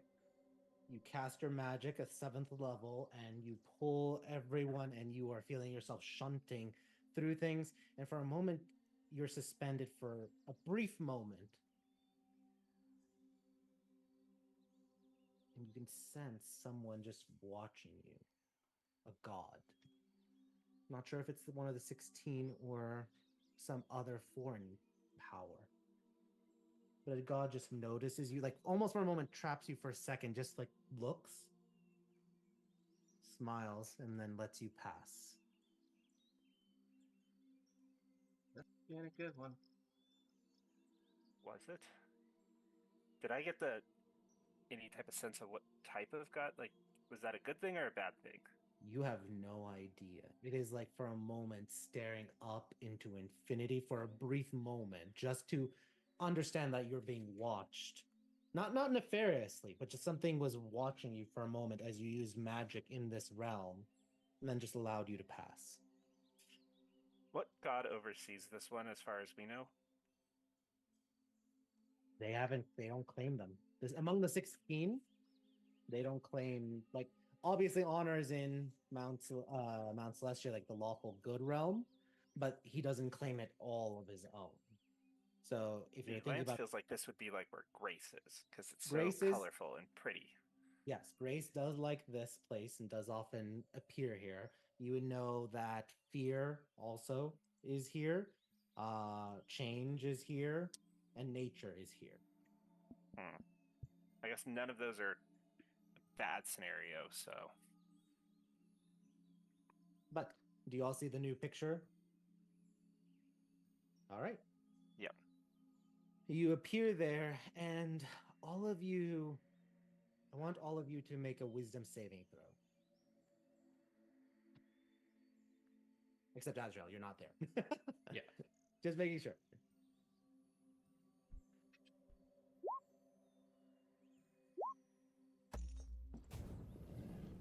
Okay. Lance with a 23, Zanny with a 12, Alice with a 20. What did Erlon roll? 15. Okay. Immediately, all four of you hear music like you've never heard before. It is almost like it's an instrument that you've never heard before. It is a high pitched instrument that is just being played. You don't see where the person is. But Zanny and Erlon, you are moved to tears by just how beautiful this instrument sounds. Any immediate reaction from the four of you?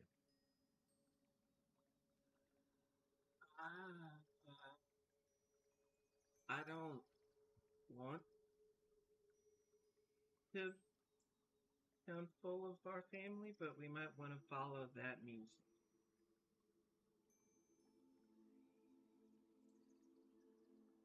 Is this the grandfather that you said was like me? Yeah, he's Oh. he could conjure spirits and was also an extremely accomplished bard, much like you are. Well, I can't wait to meet him. Let's go towards the music. You all see and start to see their other souls, like briefly, like flickering in and out around here, watching or listening to the music play. And as the music plays, one soul actually moves away from all the others, floating towards your group.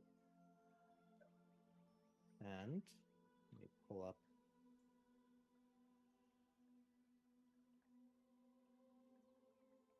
I will say, Val, do you prefer your younger version self as you were in the 20s, or do you prefer an older version of yourself? I think if he's in his idyllic version, he's probably in his like mid to late 50s. Okay. Describe mid to late 50s Val, because I don't know what mid to the late 50s Val looks like. A little bit of like a little bit of white chin stubble, No mustache whatsoever, but like full chin stubble across the way. The hair he kept it short for his entire adventuring life, but once he retired, he finally grew it out into like a ponytail that goes down to probably down halfway, like down half his back at this point. All right. And he is no longer armed. He put it all down. So even here, he doesn't carry anything. He would never carry again after everything was all done. Okay. And he's not armed, but does he have any armor, or or is he just wearing the simple petitioner's clothing, just like white robes, or white with splash of color? He's wearing his old armor here, like his old serpent scale mail that was made by an old friend of his, Norman Gunner. All right. He's wearing that, and it's emblazoned with this symbol of a because it's his old armor. It doesn't have his new symbol, but it has his old symbol of a tree flourishing up, because it's from when he was an ancient. Yep, an ancient's paladin. Great. There's a more of a white-green flickering of color around him, just of the colors of his soul, of this realm, the ancient paladin-esque element of him. And still there's a little bit of a silver blue from Valashara's connection to Ishara. He does have he would have a holy symbol pin on him to Ina, and the only thing that he's carrying other than his armor is his violin. Okay. He's just kind of got it. Actually, not even on his back. He's got it slung on his side, and it's this ivory white violin here. Perfect. And what does Valashara say when he sees I'll give just like two dialogues. What does Valashara say when he sees his granddaughter, and what does Zanny say when she sees her grandfather? Val speaks up first, and as they're getting closer, he just kind of goes,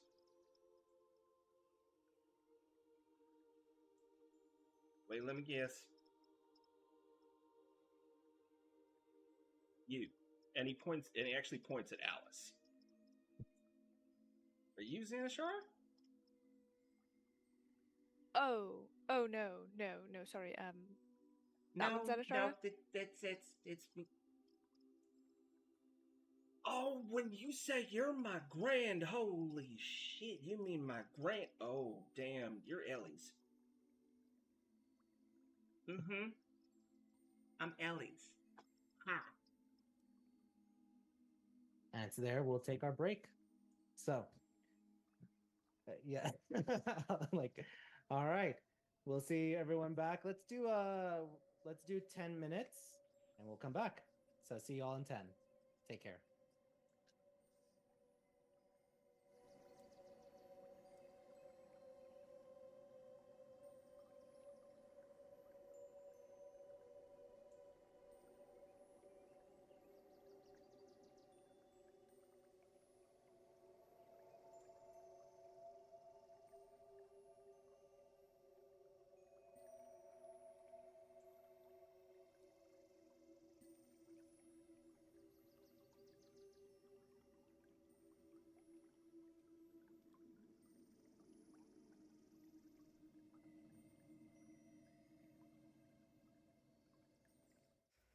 Tales of Tellos presents Heroes of Eremer, the Crimson Peacekeepers.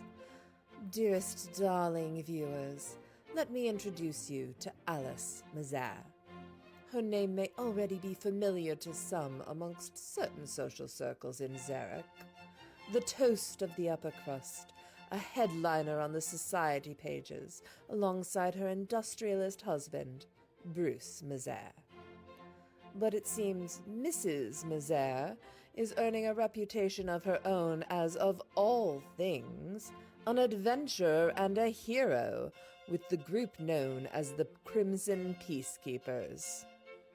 And oh yes, she sees ghosts. Perhaps we should not be so surprised by Alice's rise to fame. As a child of ambition, she has been raised to strive for excellence. Her parents, Risic and Isidore Irschel, immigrants from the Ria, wanted only the best for their children. Her parents did what they could to provide Alice and her siblings, Tomas, Penelope, Simone, Isabella, and Risic Jr., with every advantage. As the second of those 6 children, and the eldest daughter, Alice felt the pressure of her parents' well-intended expectations. Alice attended a finishing school and tried to fulfill her mother's idea of a proper lady. As she became an adult and moved out on her own, she fell in love and married a wealthy industrialist, the owner of Papery Industries, Bruce Mazaire. Aided in their comfort by their butler Nasir, together Alice and Bruce lived the privileged and relatively safe life of socialites in high society, until nearly a year ago, on what should have been a quiet trip back to Zarek from a luxurious holiday in Erdida. Fate intervened, and Alice and her husband found themselves on the hijacking of the Iron Griffin. Much to her own surprise, Alice discovered a wellspring of courage within herself as she stepped forward alongside a number of other brave passengers to fight off the bandits and save countless innocent lives. In the aftermath, she continued to journey with some of her compatriots from the Iron Griffin, as well as some other companions they met along the way, to form a group that we now know as the Crimson Peacekeepers. Like many of her socialite peers, Alice has a talent for music as a skilled violinist. Unlike many of her peers, however, she possesses the force of will to turn that music into magic as a bard. Although her particular bardic talent comes with a rather peculiar byproduct, the ability to see ghosts, which at first seemed a spooky and frightening revelation, but Alice has since embraced her abilities and made her entourage of regular ghostly visitors into her friends and partners, as she has harnessed their ethereal abilities to help her in her battles. In addition to her magical abilities, Alice has been training with her teammate Zanashara to improve as a swordswoman, and Lady Mazaire has become quite adept with her rapier in battle. Despite a rather uncharacteristic humility regarding her fighting prowess, Alice has a certain reputation amongst her teammates as the one to frequently deal the final blow. Alice has also secured the assistance of certain other entities from the beyond, as it seems she has made a pact with what she describes as a horse-like celestial being called a Kirin. They speak to her through the water and grant her the powers of a warlock, and in return for their help, she says the entity only wants her to be a better person. Not, of course, that anyone of reputation would admit to selling their soul to an evil entity, even if they had. But the noble deeds accomplished by Alice Mazaire and the Crimson Peacekeepers would support the fact that they are indeed working as a force for good in the world. As a group, they played a pivotal role in ending the Giant War and protecting the cities and farmlands of Aramere, and they've done even more to protect the people of Aramere, indeed to protect all the people of Tellos from dangers unseen as they fight the Anti-16, harbingers hoping to end the gods of Tellos and bring about an endless war. While Alice's star has been on the rise, her husband Bruce has been facing challenges in his professional life. A number of months ago, the Papery Industries factory burned down. Originally, the fire was believed by authorities to be an act of insurance fraud initiated by Bruce himself. After months of intense legal battles and some investigation by the Crimson Peacekeepers, it was discovered that the fire was orchestrated by one of Papery Industries' other board members, Agravain al-Mutkim, with the help of changeling assassins under the employ of the anti-16 known as Violation, or the anti-love. It is unclear whether Agravain was knowingly working for the Harbingers, or if it was merely that their goals aligned. Either way, Almutkim is still roaming free and may have more plans in store for Bruce and Papery Industries. And while Violation has been eliminated, Bruce Mazaire and all other friends and family of the Crimson Peacekeepers remain potential targets for the Harbingers that are still at large. Is there more trouble yet to come for the Mazaires and Papery Industries? Though there may be troubles at work, the couple does seem to be settling into domestic bliss at home as their little family has grown with the adoption of their daughter, Aurelia, or Ori for short. The adoption came by rather unusual means. The Crimson Peacekeepers were hunting down a coven of hags operating in the area. When the heroes defeated the villains, they found an innocent baby amongst the ruins. A baby who sparked a maternal instinct within Alice. Though even this joy is tainted by the shadow of the Harbingers, for the child was not born of normal means, but rather created by the death of another child at the hands of the hags, and cursed to become a hag upon her 13th birthday. Aurelia is believed not to be the only child like this, but there could be dozens of little girls in the orphanages of Eremer facing the same fate. It seems the Coven was working to create a hag army at the behest of the Hag Queen of the Underworld, the alias of the anti-16 known as Despair, a force working against hope. And certainly, to lose your child to evil in the prime of their youth is cause for despair.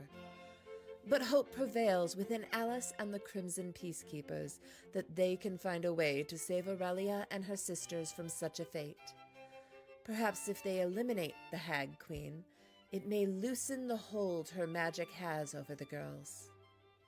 Will the Crimson Peacekeepers soon venture into the underworld to find a way to fully cleanse Aurelia and the other orphans of their hag-touched fate? Keep up to date with all the latest news of the grit, glory, and good old-fashioned heroism of the Crimson Peacekeepers, live every Tuesday at 6:30 p.m. Pacific, 9:30 p.m. Eastern Standard Time, on Twitch.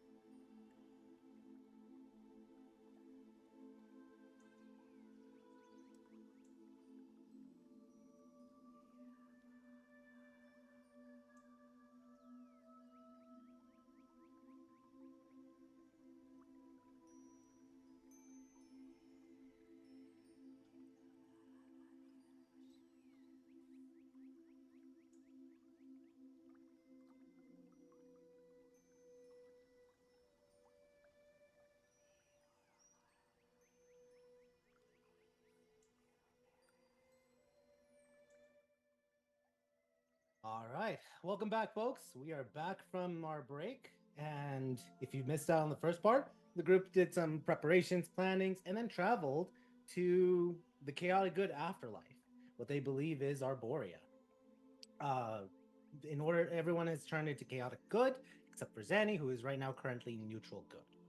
And that's where we're picking up with Zanny arriving at an idyllic spring and meeting her grandfather, the legendary Silver Warbreaker himself, Valashara Ventiri.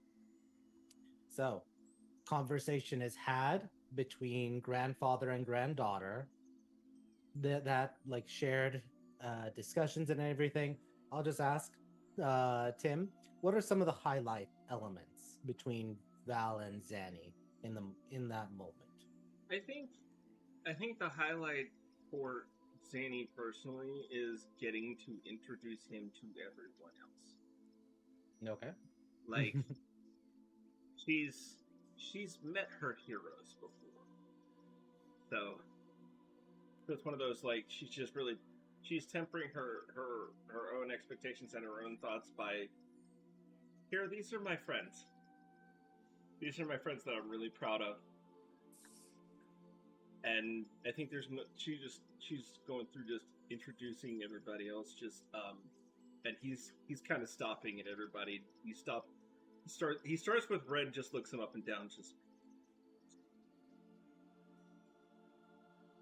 how much do you lift, kid?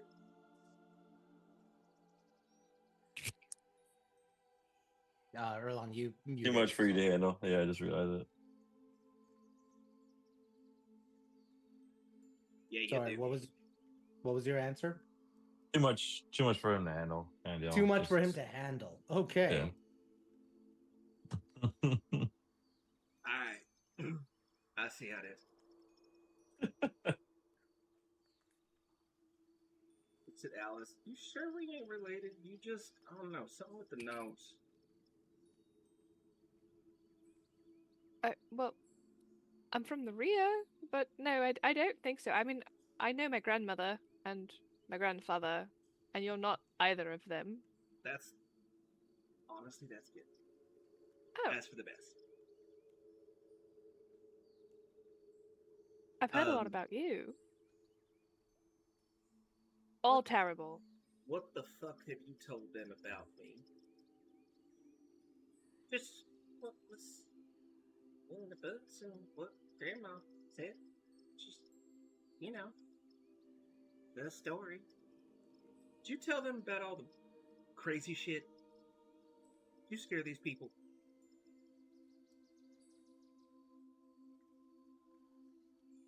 I may have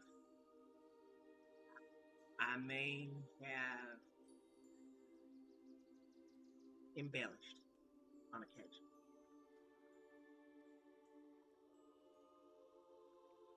Just looks back, and then Val looks back to Alice, just like, good. This one needs it. Why am I being bullied by glory songs today? Or whatever you are. No. Not the glory song. That's that. Venteri, that's the one. Yeah.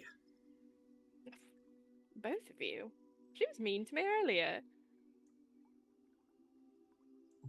There's Val and Zanny look at each other and talk telepathically for a moment. I like her. You fucking her. No? 16 did I wanna? No. Alright. The alright comes out loud. Then he just looks at Lance. I've killed a member of your fucking family. I know I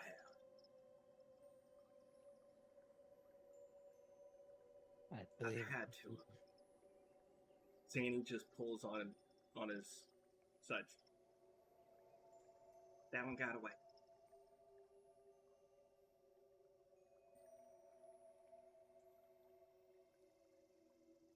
Melba.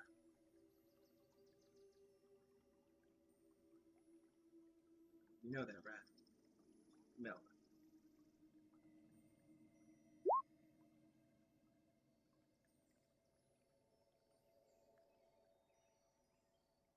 Just kind of stares at it for a second. He's like, I don't even think if the player were here, I don't think Val would even listen. Yeah. The rest of you got bullied because he likes you. Lance doesn't get that. Just kind of. So anyway, so these are all of them? No, there's not all of them. There's two more ladies that go with us on a regular basis. One of them couldn't come because he's paladin already. Plus, he might end up staying. And then the other one is a devil who's got some other stuff kind of going on right now. Anyway, wait, you mean literal fucking devil? What the fuck has happened in 200 years?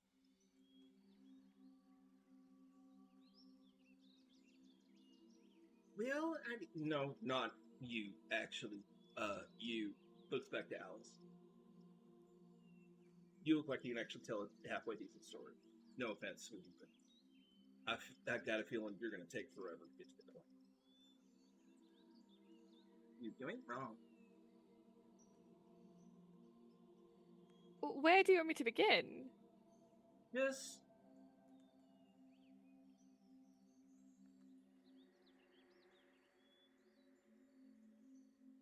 honestly, don't start at the beginning. Start where it matters. Your beginning or my beginning? Oh,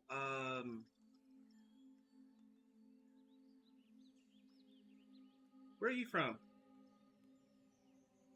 Zarek? I ain't never been there. Start with there. Start with your lessons there. Well, I was born in Tamashk, so I guess I lied to you from the start. My parents came from the rear to give us a better life because Ereme is obviously a little bit more technologically advanced. And I have a ton of siblings. I'm obviously the best one, and I married rich. I moved to Zarek. My husband's factory burned down while we were on vacation. I met these people when we got attacked on a train. And it's kind of been downhill ever since Zaddy went, "Have you ever heard of the Endless War?" And I went, "No, nor do I really want to." And Zaddy's like, "Well, I'm going to tell you anyway." And then all of that happened. I think he's dead. I couldn't quite tell you. The Sultana's also dead. So now there's just one Sultana, even though there were two Sultanas. Now there's one Sultana. And we are no longer at civil war, by the way. We were almost at civil war. Not any longer. We fought some anti-16. We've kind of allowed some of the 16 to be sealed away. Wait, what the fuck? Honor, I think. Rao? And the other one, which Alice would know, but Lumi doesn't. Imperia. Oh, Imperia. And then Hadia. And Other Tadia. Sit down. Oh. Well, we got some of that. Oh, we're also on the way to go save my daughter because my daughter's a hag.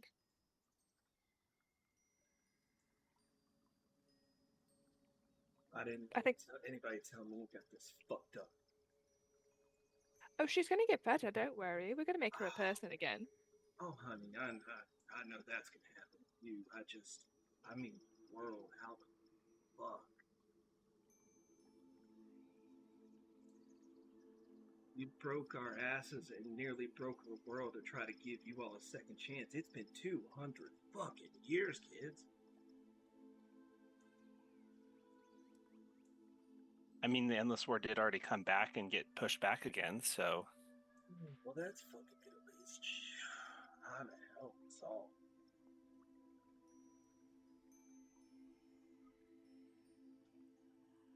Kid, you need to get moving. Go take a swim. People like you ain't supposed to be doing that. It'll fix you right up. You all got it.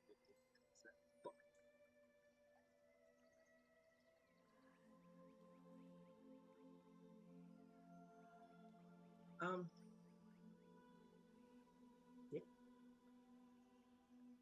Zany just kind of turns around and walks off, does what she's told. Like, she met her grandfather and he is, like, yelling and chiding her.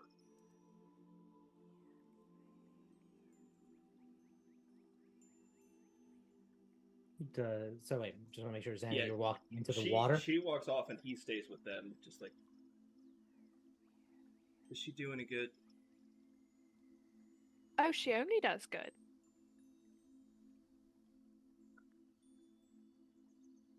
You know, I'm not going to tell her this, but there's been, like, 14 of my own kin that have managed to get this far and at least talk to me. But she's the first one except for my fucking wife that actually got to say hi. 14? They all want to look. I don't know what the fuck is happening ever since I died, but they're obsessed with me and it's gotta fucking stop, okay? Okay? That's it. Lance just holds up your diary. That's probably because they found this, and they all like read it and pass it around. That was the first draft of my fucking book. Of my first fucking book. I mean, it's factual. Did y'all read it? Oh, yes. Oh yeah, I've read it. Okay, I ain't looking for critique or anything, but don't get me wrong, it's factual. What happened happened. Oh, we It know. was bad. We also talked to Furia and Rip. How old are they? Exactly like you described in the book. Yeah, I tried to be nice but honest. Rip, last time we saw him was in the Feywild trying to hit on Compass. I mean, that ain't new. Of course, it could I have. think that It's a Feywild. somebody said they're together now. Whatever happened with that? Oh yeah, no, it's been 200 years. She died of old age. Fuck. Well, yeah, and then he had a wife. well, he also was married to a drow queen of like a whole country. Like there's a whole country named after him. And he has like after he had enough kids to have an heir and a spare, he dipped because he did his obligation to secure the bloodline and stabilize the nation.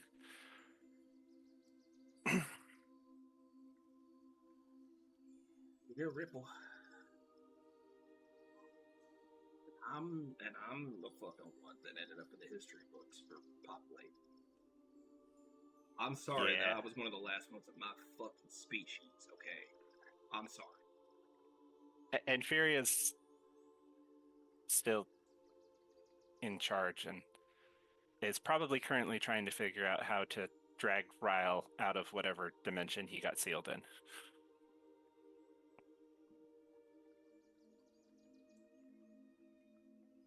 If he got sealed, that ain't gonna work. According to this, she brought back an entire like set of gods, so I wouldn't put it past her figuring out a way. He persuaded. No, that part's a little fuzzy. But he didn't bring them. She didn't will them back with her own power. He convinced 16 to let them live. That's also somehow more impressive. Who's got a silver tongue? He's very good. I just see Alice's face in the corner. I'm glad she does good.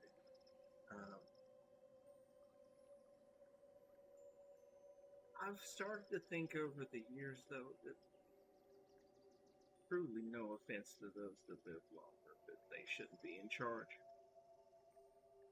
They don't see time on the scale that it needs to be seen at to rule effectively in a mixed population. They just don't.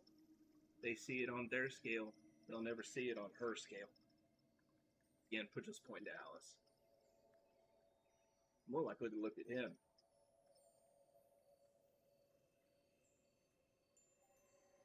Zanny emerges from the. Well, let me ask, Zanny, do you willfully fail?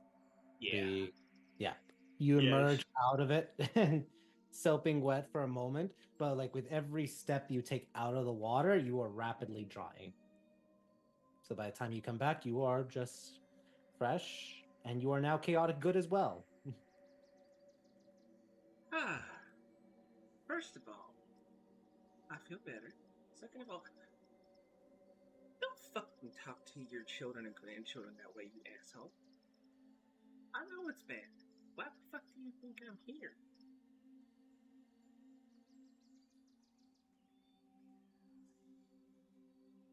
Alright.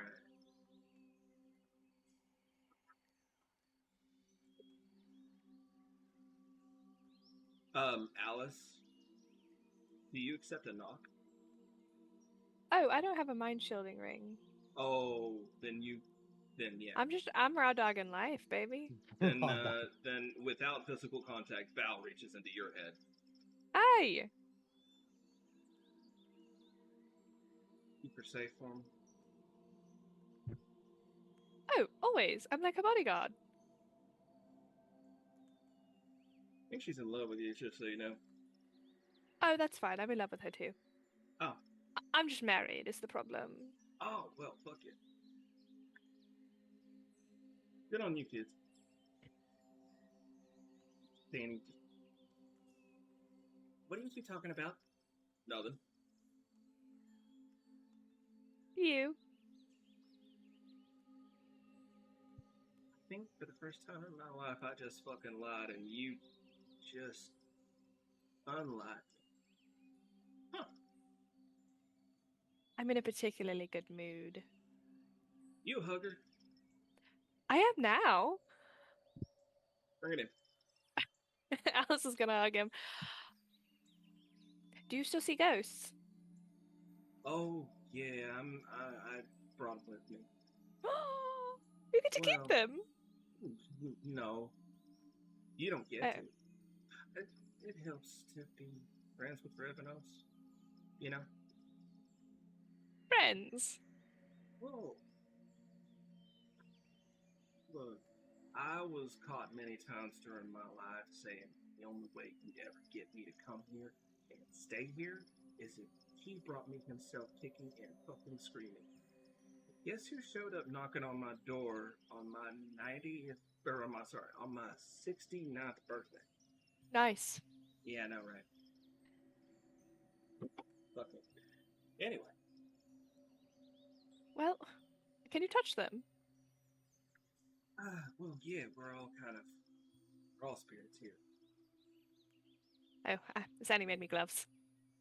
Alice, can What? you adopt him as one of your spirits? Oh, can I adopt you as one of my spirits?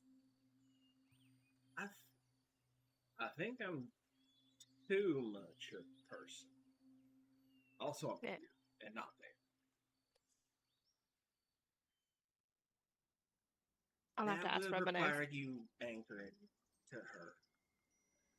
Oh, yeah, fuck that. I'm not doing that. I like you. You're hot, but no. I am hot, thank you.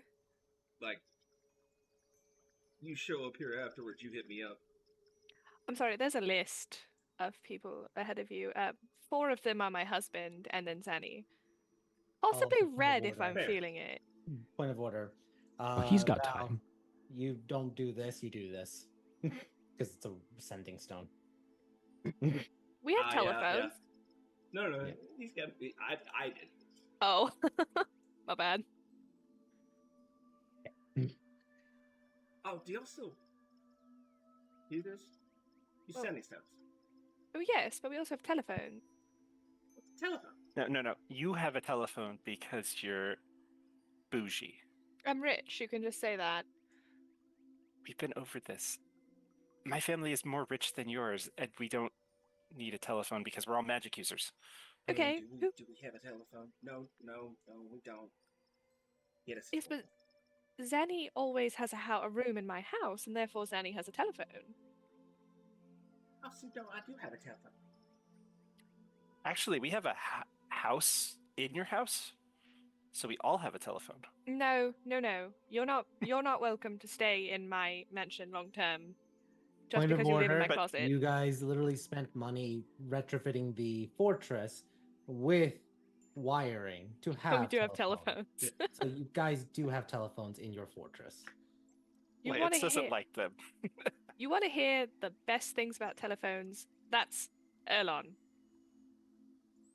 Erlon knows a lot about Erlon? telephones. Yeah, oh, he spent a lot of time playing on mine. Yep. Oh, dude, so She's you know not wrong. about so you know about the telephone thing? Yeah, I'm actually a novice when it comes to telephone stuff. Well, tell me about these things, because like that, what is it like the sentence stone and it just works, or what? What is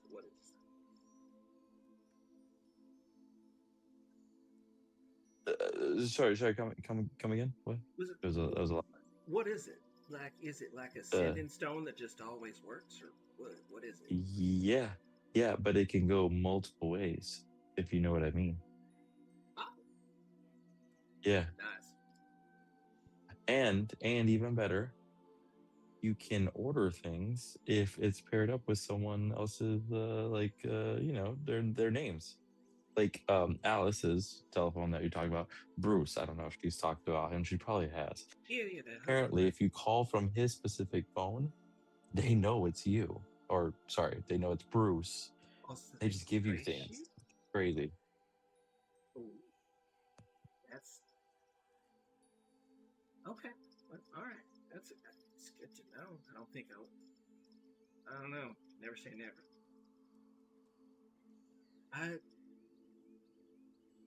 I'll say You're a smart just kid.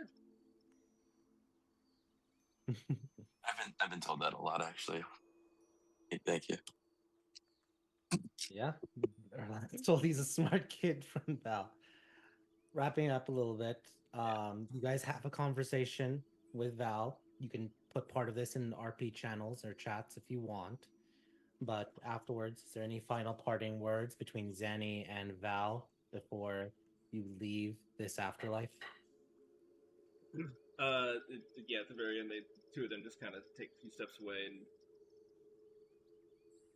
So, think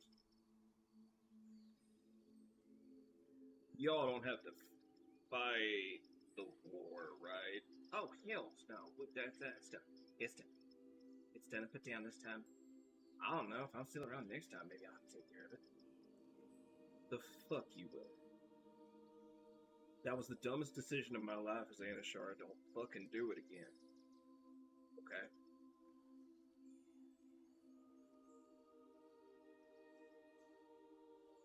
Okay. Now come here, I love you. Give me a hug. I didn't think you were gonna answer. You gave her a hug and then you did give me a fucking hug. They hold each other for a second, and then he just takes a breath. Alright. Well, let me show you how to do this properly. Turns around, and walks back to the group. Listen, kids. It's been real, it's been fun, and it's been real fun. I need you to get the fuck off my plane of existence. Okay?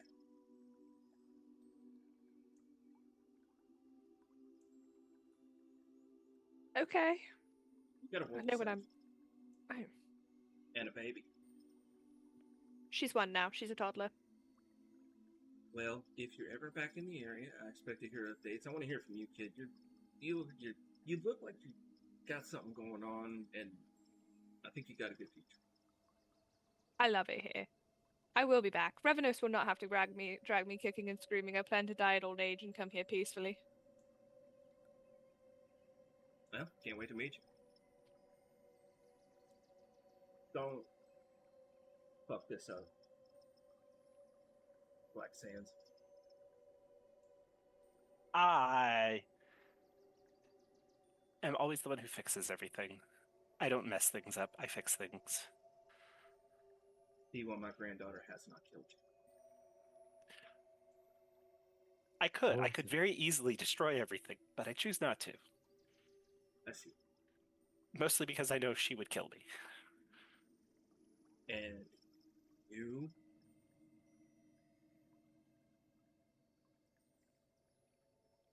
you are probably the smartest one. And if anyone's going to see them through whatever the fuck's about to come, you're going into where? The fucking lower planes? Yeah. If anyone's going to get them through it, it's going to be someone like you. So keep a level head, keep your head on a swivel, and remember, nothing is there to help you. Everything is there to hurt you, alright, kid? Just looking at Erlon. No, I knew it from when you first said that I was the smartest one here. Yeah, definitely. I'm the protector of the group, and I will continue to do so. Sir. Honest blessings be upon all you kids. Don't come back here for another 40 fucking years at least for most of you. Okay. Up above, you hear sonic booms as you see these strange air, looks like flying sky ships, but they're strangely shaped. You hear cheering as just a bunch of, like, 5 of them just shoot up across the sky. You all, meta-wise, those are jets. They're having fun in their afterlives. But you all don't know what the heck what that is. But you just hear the sonic boom of 5 of them racing each other. Those motherfuckers again. Oh.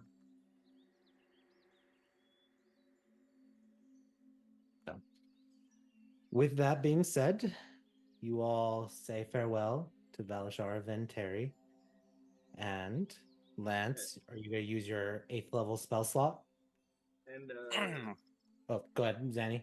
just for shits and giggles, I was giving everybody their little goodbyes from Valashar also for a shits and giggles mechanical benefit, giving everybody a D12 bardic inspiration on the way. Okay, there you go. That is awesome. And yeah, you as a hero retain your levels at this moment. You were not purified of them or lost them because you are a hero, and even in the afterlives. All right. With that said, you all, or Lance, let me just double check. You have you only have 1/7, 1/8, 1/9. You don't have 2 7s. So you use a 7th to teleport to plane shift, an 8th to teleport here, and you're using your 9th to get back to the realm, the physical universe. Correct. So you're tapped out for it. But you plane shift and take everyone, chaotic good, back to the realm. Azrael, what's Azrael doing after about, I would say, like hour and a half? Because you weren't expecting them back this so soon. He's in the middle of just filling those bags of holding with that bag of holding with water and blessing it. Yeah. I don't know where I'd get the water from if there's like running water that there I could is running use. water, and there's the lake, so there's lots of water. You have access to a lot of water. Yeah. And if you Okay. wanted, I would have left behind my decanter for you. I have a decanter of endless. That too. So you could just be pouring it. He There didn't remember to was- ask, so like when you guys get there, he's literally just walking out of the lake with it full of water. Yeah. And you guys see each other. All of you are chaotic good right now. Oh, you guys got back really fast. That's all it took? Easy peasy lemon squeezy. Found a shortcut. And how are you guys feeling? Wonderful. Yeah. Good, good. Less restraint. It's great, isn't it? It's freeing. That's nice, yeah, I ain't gonna lie. I knew you'd come around. Didn't think it'd be this quick, but I had faith. Azrael, I will ask you, do you question everyone again for their answers? So Yeah, what do you want most? Yeah, let's go to Alice. What has Alice's answer changed from her husband, or is it still her husband? Her husband, but carnally. Husband, but carnally. Okay, that is a good answer. I mean, that's just a fucking daily mood shit for you. That's about on par. That's just hormones, darling. Yeah. Erlon, what's Erlon's answer?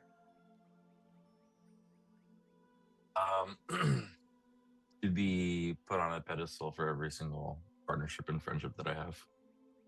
Put on a pedestal. Okay. People worshiping me as they should. You are Because I going to am need smart. a pedestal for that, otherwise they wouldn't see you. All right, now calm down. They'll fuck you up. But I'll work on that for. I'll help you, man. Lance, what's Lance's official answer? What does he? Which skeleton does he value the most? I like them all. They're equally. They all have a special place. See, it's not so bad, is it? It kind of hurts a little bit in my mouth to say. I think that's literally just your chest has to make room for the extra heart now. The bigger heart. You know that. And then No. Zanny, what do you value the most? Laura, still. Laura still. Yep, my child, absolutely. Good. All right. Fast forward. You all sleep, recover your spell slots, everything. You guys are now about to brave and enter the underworld. So it's now the next day. Let me change it back. It is now the next day. It is now the 9th of Seeds. Last call. What is everyone doing before you make the plane shift into the underworld itself? We'll go start with Erlon. Is there anything you are doing before you go to the underworld for it?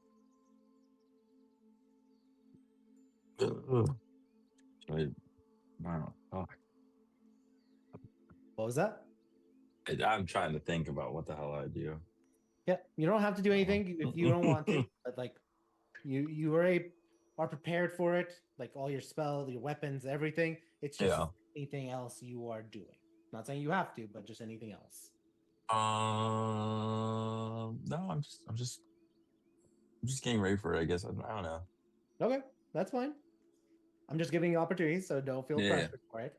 Lance, anything you're doing before you go into the underworld? Yeah, I'm gonna have Semi Lance actually be the one that sends us over. Okay, cool. So awesome. Perfect. Then Zanny, is there anything Zanny is doing before you guys go to the underworld? In this morning, everybody is getting a full unbalanced breakfast, aka aid. So 20 max hit points to the party, and that'll be 2 spell slots left. And so I will death ward Alice, Azrael, and myself. And I'm gonna go power nap and get my 5th level spell slots back. Say it one more time. Who are you death warding? Alice, myself, and Azrael. Alice because it's her kid, and then me and Az because we're the ones that are kind of immune to the rest of the shenanigans. Okay. Cool. All right. So that's that. You're death warding anything else and aid. So everyone gets 20. Is that correct? Yeah, everybody's max HP is going to go up by 20 for the next 8 hours. All right. 20 HP for the next 8 hours. And then, then I just go rest. I rest to get my spell slots back, but also this morning, I made sure to swap out my 7th level spell. I too have Plane Shift prepared as a backup just in case. All right. Just in case. Yep. And I would, and also just meta wise, I would coordinate that with like Lance and everybody else. Like just if we need a second option, I have it ready to. All right. Let's go to Alice. Is there any last thing Alice is doing, Bruce included, before she heads off to the underworld? Yeah. Alice and she has been keeping a journal this whole time, even though I haven't been keeping a journal this whole time because I'm lazy like that. So Alice is going to sort of like put a little letter in there at the end of it, and she's going to give it to Bruce to keep for Aurelia in the event that she dies. Yep. Yep. And then obviously my husband. Awesome. I'm missing his birthday. Yeah. He Yeah. was sad about that. Well, we celebrated together. And then we Yeah. celebrated again this But morning. he is worried. You're literally going, darling, you're going to the afterlife. How could I not worry? Because I'll come back, darling. It's not that big of a deal. I see ghosts all the time. It's not like the underworld can keep me. You're the only thing that's ever tied me down. Yes. If you are trapped there, I will come after you. Just be aware of that. Don't. Send Revenos after me. It's the least he could do. I don't want you to die. I mean, look. I would love for you to join me down there, but the problem is we have a daughter. So unless you're bringing her with you, and I don't think you should. Yes, probably not wise. But still, I will find you one way or the other. Perfect. Okay. So just don't die in the process. He kind of You've smiles. got this like shining beacon of a soul. You'll get sucked up to the better place anyway. Canonically, Bruce is lawful good. So. Of course he is. He's a Valabard. So, one other thing does happen with Alice. Alice, the night before, your hands suddenly go pull it to the side, Aisha. and then your hand grabs a piece of like pen, You're going to write. Okay. and then your hand is forced down to a piece of paper. Yeah, great. And I didn't know you were literate, Aisha. a mark goes for 1, and then another mark for 2.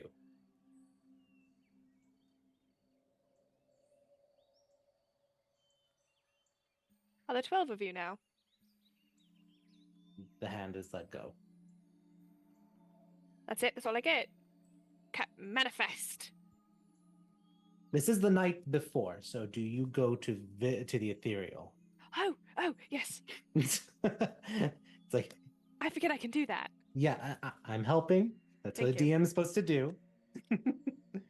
So, I would never. You suffer on your own. Sort wow. yourself out. Okay. You travel into the ethereal, and you see that there are 2 new ghosts among your numbers. I have to give Aisha a talking to before I speak with this angel here. Well, they are right there ready to talk to you. Oh! They are both angelic ghosts. Hello. As you have gained, let me go back to your character sheet, the Tales of... The angel and the mindbender. Yep, the Angel and the Mindbender. You can try to guess who's who among them. I think that's the mindbender.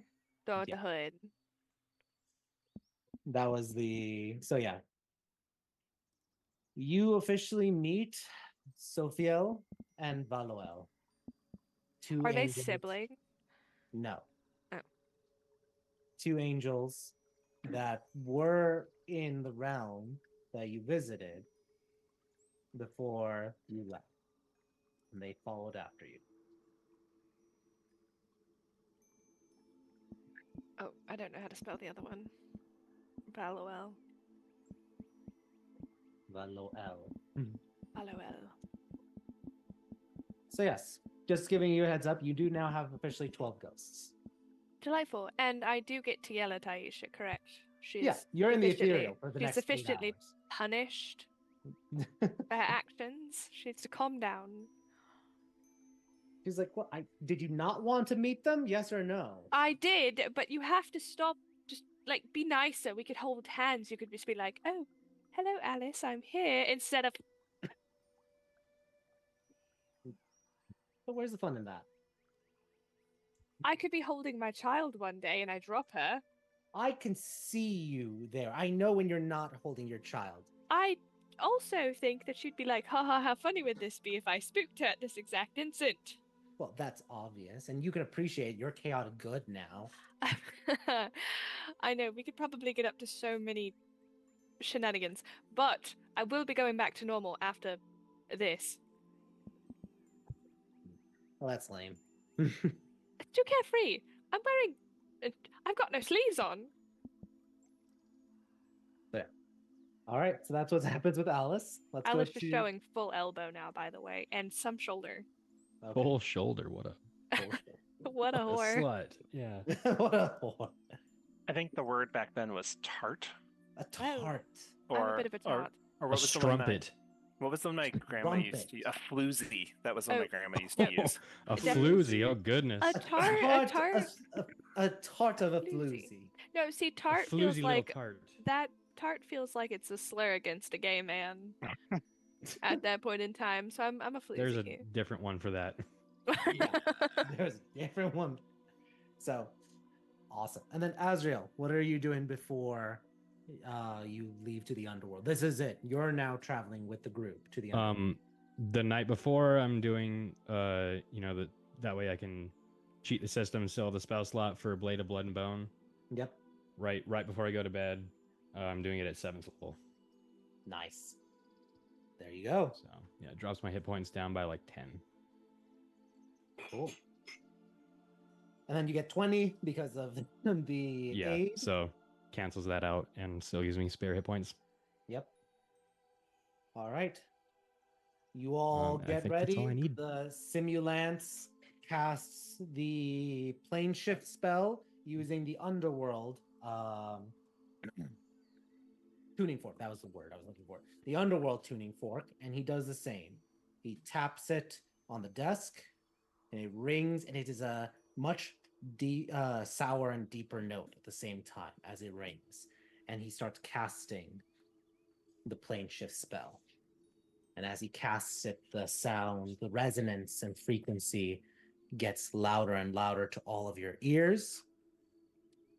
And then you all feel that suspension moment.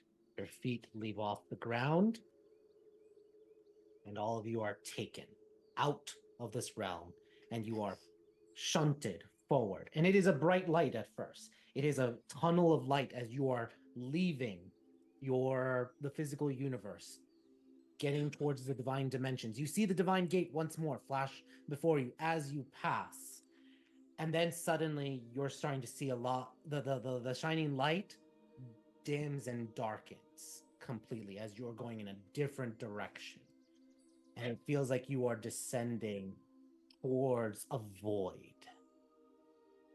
It feels like you're falling upside down, looking up as you see something is that you are either falling into the nothingness of existence, or you are falling literally forever, or even falling towards some black stone. You do not know, but you are falling and falling and falling.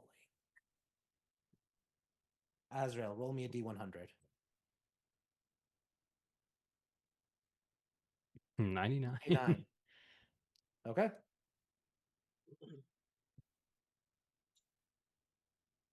Cool. So all of you are traveling to the underworld. You feel a dark presence starting to grow and press upon your souls. And I want everyone to send me through Discord your number. So do not roll publicly, but send it to me what your number is with a wisdom saving throw, please.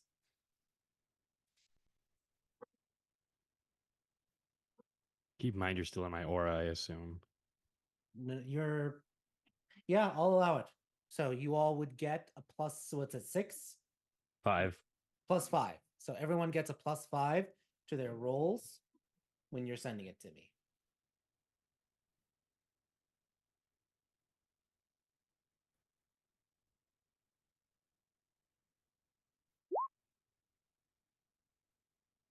Lance, re-roll that and send it to me privately. Yeah, I didn't mean to do that. No worries.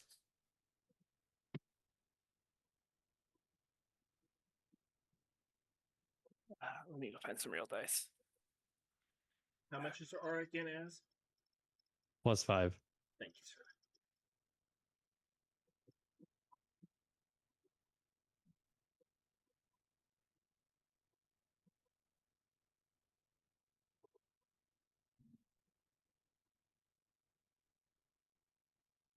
Did you see mine? Just for you? This one? No, but send it to me via Discord. Okay, gotcha.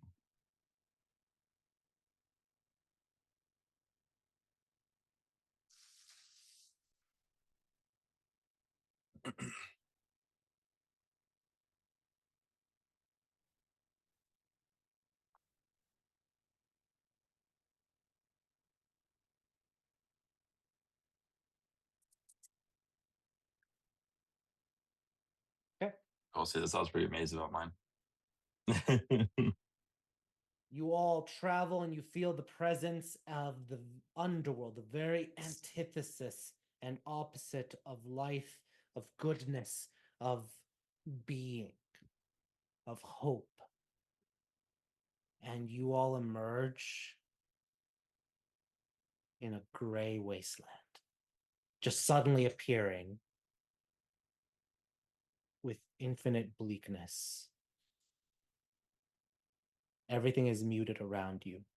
Color, sound, even every sense feels like it's already starting to get numb. But you all have arrived in the underworld. What are any of you all doing as you've emerged?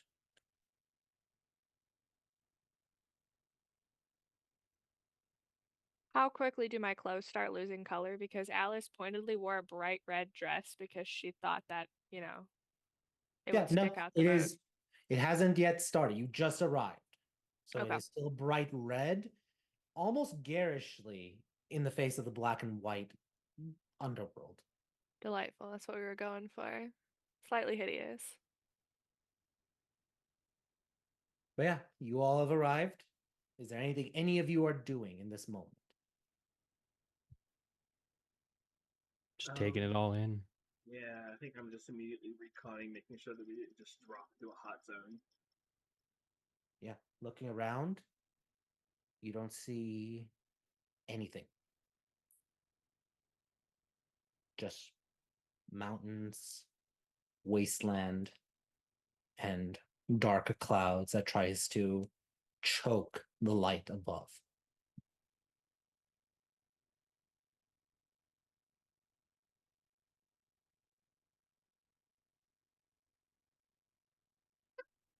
Not this place of terror.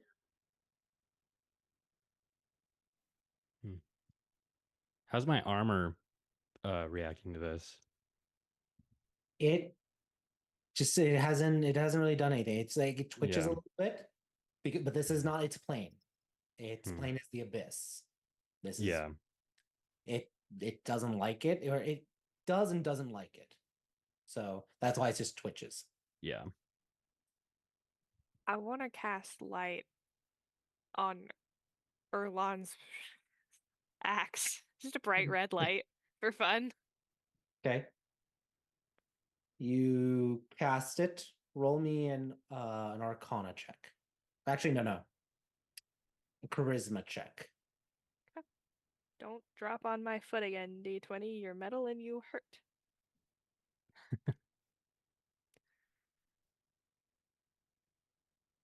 15. Okay.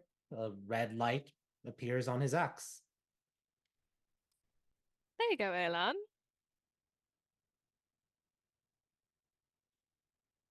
Thanks. As it kind of shimmers just from the pure lightning that's in it already. Yeah. I appreciate it. Extra color. There's not enough color here, and I felt like we needed more color. Gotcha. And Well, at least it is red, so. well, yes. Why would it be any Yes. other color? You're big red. Mm, it could just be Erlon. I like the color red, though. So we've gotten rid of the persona altogether. My I bad. didn't say that. Just saying. Yes. Thank you, Alice. Oh, you're welcome, darling. Oh God, I have to take it back. You can't. I just did.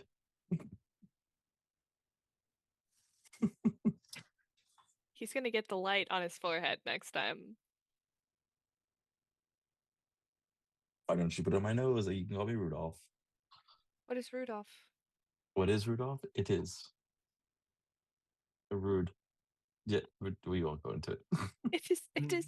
Is it like a reintel? Zenny, is it Erlon- a It was a Erlon, you weird take- old poem I read a while ago. It's Erlon, like you take a point it's- of psychic damage.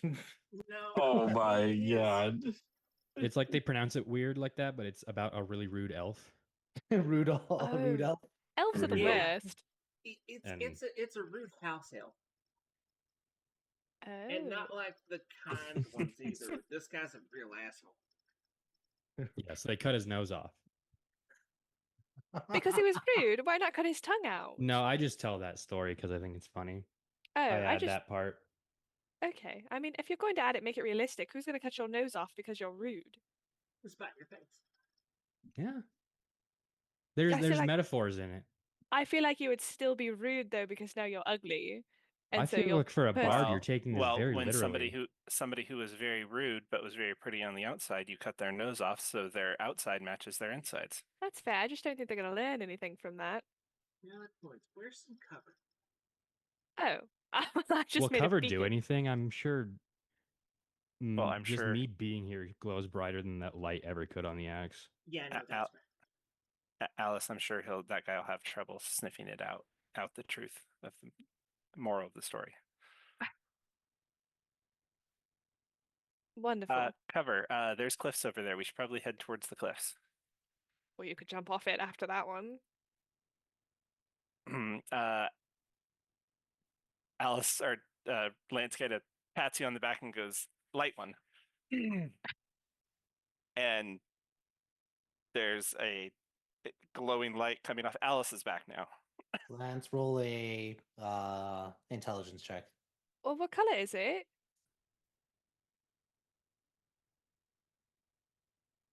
It doesn't come on. I believe it's a cantrip, so no spell slot is wasted. But you try to cast like different color, and it almost you feel there is no sound to it, but you feel like a fizzle and a sizzle, like almost like a hiss in the very aether as the underworld rejects your color light. That's awkward. Yeah. Does that happen often? You just try to do. Wait, did you just try to cast like light? You just try to make light appear? Yeah. But, Yeah. oh, Daddy, that sucks.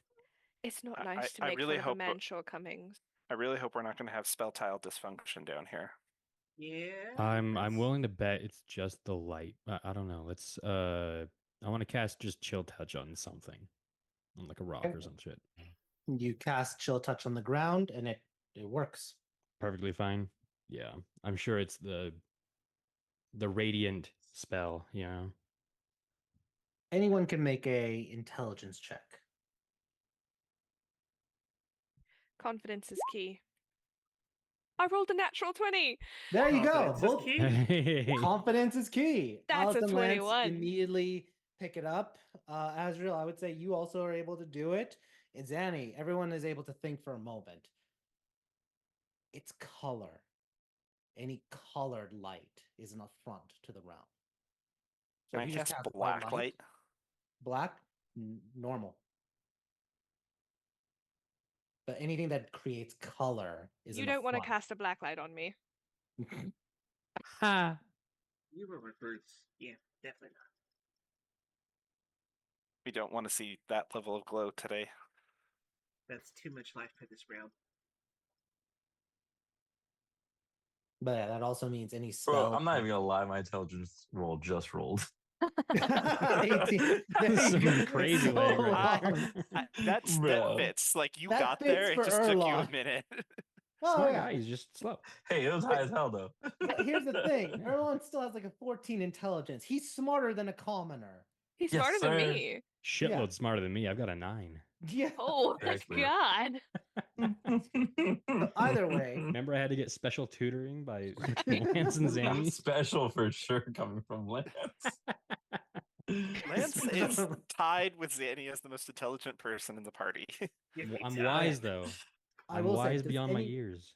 I'm does dumb as anyone hell. have any concerns about anyone's alignment? Or does everyone feel like everyone is still chaotic good?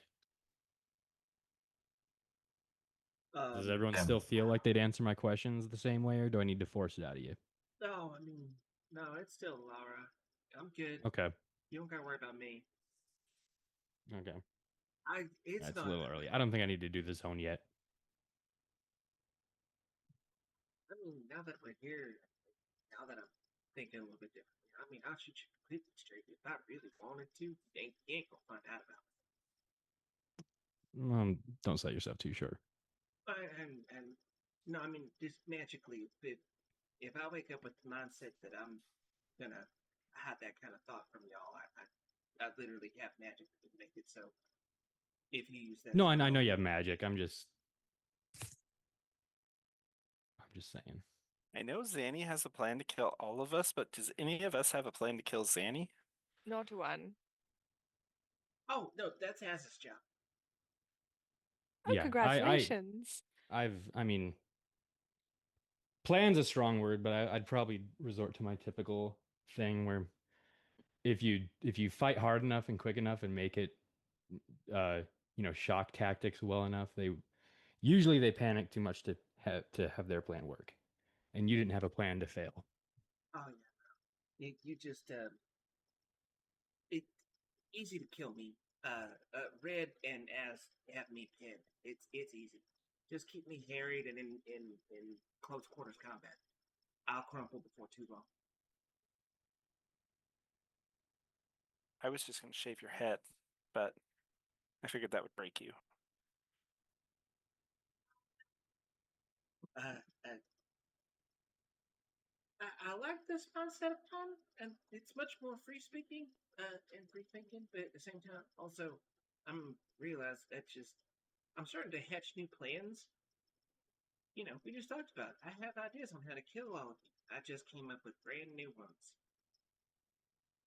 Oh yeah, I don't know the old one. I bet they were a little spicier this time. Oh yeah, they're real spicy. Well, That's the Alice, I alignment. have fun with. I don't know if I like that. Oh well, first goes first. Thank you for not taking my daughter first. Well, you know, before it was just you. Oh, now, so and now now if it's and now torment. if it's well, now if it's you, you did something to really deserve it. So I'm gonna make you pay for it. But it's So not it's his gonna be your fault. family first, didn't you? Yeah, Oh. you are like the easiest target because you've got family. Forgive me for being loved. No, it's a No, good no, thing that you you're have loved. family It's that just, you like. it's just if it comes down to it, like that's such an exploitable weakness. Yeah, Which they have exploited before. they have. They have. Lance has actually To be- murdered my family. I was going to say, before. to be fair, the Harbingers didn't kill any of your family members. Lance did. Yeah, Lance did that. The Super Harbinger. And then they gave him a tower. They're like, this is the guy. We want this guy in our city. This murderer. Hey, I told your dad I could take out the insurance policies through his company for the tower. Thing is, they're currently homeless. You want to fix that? Should we work on rehousing? Well, I think when we get back, Zany, we should just put their house back together. It should only take us a couple days. If that. Like, why haven't we done that yet? Well, because Actually, we can fix that as soon as we get home, and that'll take us like 30 seconds. well, I don't believe that's their property anymore. Oh. Yeah. Okay. We'll have to buy them somewhere nicer. Oh, yeah, that'd be nice. We should be neighbors. I've been trying to say this, Annie, since we met. Now I'm kind of coming around to it. You were too nice to be my neighbor before. Is that what you're saying? You know how much I keep to myself. Okay, well, I would get you a mother-in-law suite out back in my backyard. We'd leave you alone. You're the spy. Alice, Alice. What? You do know that Zanny's family is worth like 10 times what both of ours are combined are. Yeah, I'm stupid rich. You know that. It's fine. She can live in a big house behind mine. Oh, I don't care. Just, who is supposed to take care of Aurelia when I die?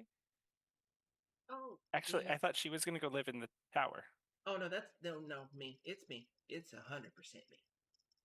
No, that's what I'm saying. I thought you were going to go live in the tower we have.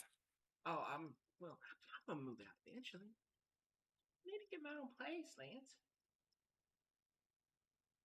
No, I thought we were all moving out and that was going to be your place.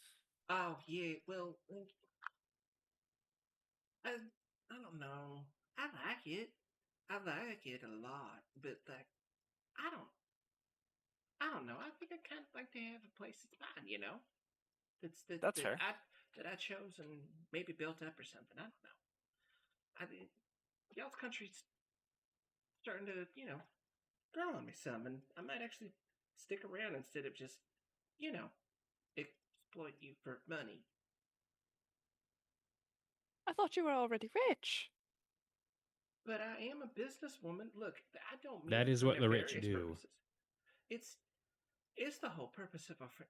Oh, this place is making me real. Oh, this is why my granddaddy is like this son of a bitch. I liked him. Did you? Oh, so much. Okay. Oh, you guys got to meet her granddad? Oh, Yeah, yes. that was real weird. By the way, that was real weird. Yeah. Yeah, he. How do I explain it? Alice, how would you explain him? I mean, it's just taller dude, me. He cursed a lot more. Yeah. Yeah. I he also did feel that. like he's a lot more, and I'm not saying you're not honest, Zanny, but I feel like he said what he was thinking Oh, a lot more. notoriously throughout our family, he's known for being brutally honest. Usually Kind people of call me. that an asshole. Yeah, he was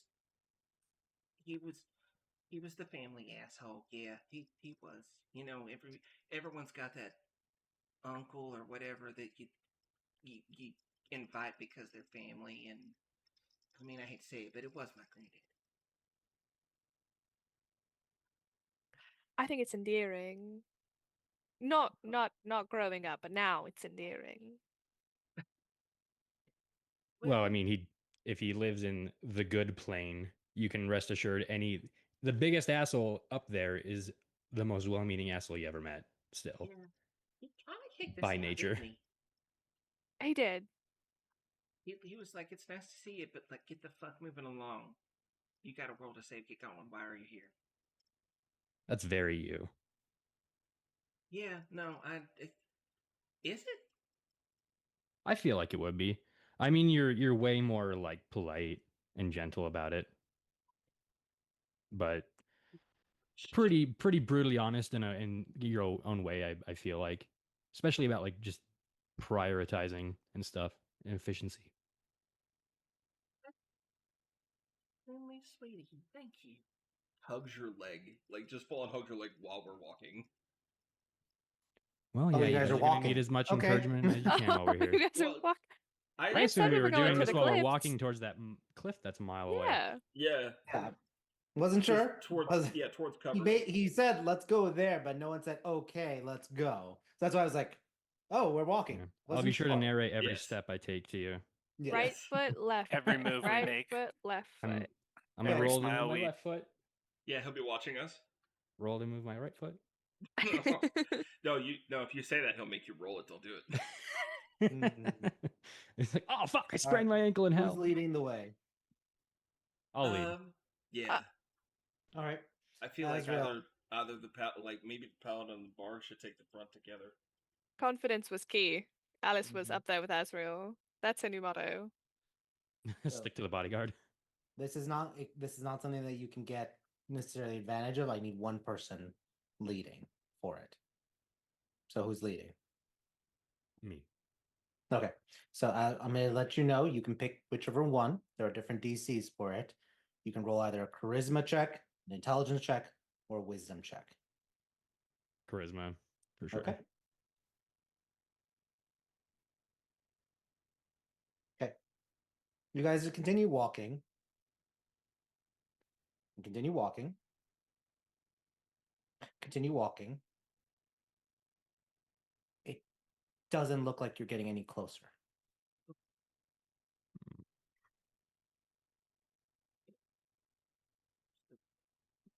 Yeah, it's because we want it, and the plane doesn't want us to have what we want. I bet. Oh, this is my time to shine. But nothing, nothing is more catty and aloof than a high society woman. I could not. That is the last place we want to be. Where I would like to be. She's looking around very dramatically. Is there somewhere that looks just horrible? Every direction. Okay. I mean, like just so there's cliffs one way. Is the other way just like a wide expanse of nothingness? It's almost the exact same image. Oh. Oh. If I Well, I may, guess what's the Alice? point of finding cover at this point then? Yeah, I That's- think that's the thing. Alice, Yes, ma'am. intent. Place's intent. Where do Intent you for want? Where do you want to go? are those cliffs right now? Go. We're following. Okay. Alice is very, very dramatically walking off towards those cliffs like they owe her money. Okay. So this is going to be you guys attempting to walk for another hour. Alice, roll a charisma check. Okay. Okay. We got the D20. Eh. God, I'm blind. That's a 12. Plus 5. Am I still in the aura? Does that count? This is a check, not a save. Oh, I don't know what the aura does. Would The a help aura action be adds available? To saves. That's what it would do. Sorry, what were you saying, Azrael? If a help action would be possible. No, with because this is about the individual. No, there's Okay. that's what it is. Knowing who she is, it lasts for an hour, and that's the length we're traveling. I will enhance her charisma. I will Okay. cast enhance ability for charisma. What does that Cool. do? So you'll have advantage. advantage on charisma and charisma based checks. That was worth 17 total. I Okay. appreciate it though. No, that's fine. Another hour goes by, and you're still no closer to the cliffs. Alice is going to throw a temper tantrum. Yeah, just screaming, kicking everything. No, well, not that much of a temper tantrum. We're stomping our But foot just- and we're Puffing aggressively. yes.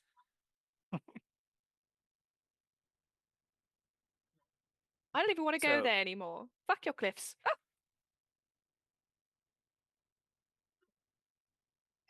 Do it again. No. No, seriously, do it again. Fuck your cliffs. Did the cliffs get closer? Mm, not that you can tell. I really think this is a matter of us just not pushing hard enough, and I think we need to stop testing and just you. I know we're here for you to go find the person that is holding Aurelia's soul. So, just pick a direction and start walking like you're walking towards her. Yeah, there is no real physical location, Yeah. so you can't. That's not really what you want. The cliff isn't what you want. Yeah, this place Think is about what just you giving us actually things. want. We have to make it take us there. And know that this realm can't keep her from you. Now we're not trying to like sneak our way in, correctly? We just here? kicked in the door when we popped. I the think way that's- we did. Oh yeah. I don't think I could. And- Even I and couldn't what- sneak through all this. What's her name again? No way. Do we Hag know who bitch. Oh, perfect. That's what I needed to know. Alice is going to draw Anti-hope. both of her swords, and she's going to start marching off in a direction, pointing at the sky, going, "Hag bitch, I'm here! Are you going to accept me, or are you just going to let us wander forever?" And she's just going. She's absolutely knowing, like, her point is the woman, not the cliffs. Okay. I wonder if we'll meet anybody that we've killed before here. Oh, I hope so. You are charging forward. We're not running. and Not running. Okay. We're aggressively marching. Okay. Aggressively marching. I'm not in the shoes to run. And I'll ask, is anyone or Zanya, are you enhancing her again? Yeah, I'll spend another spell slot to do it. So Okay. probably the last one that I do for that because I only got a few more left.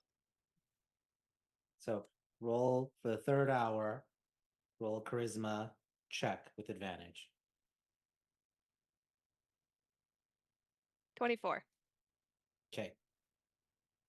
Focusing and determined, you actually do manage to get the group up on top of the cliff to the mountainside. That's not where I wanted to go. You've actually now started making movement.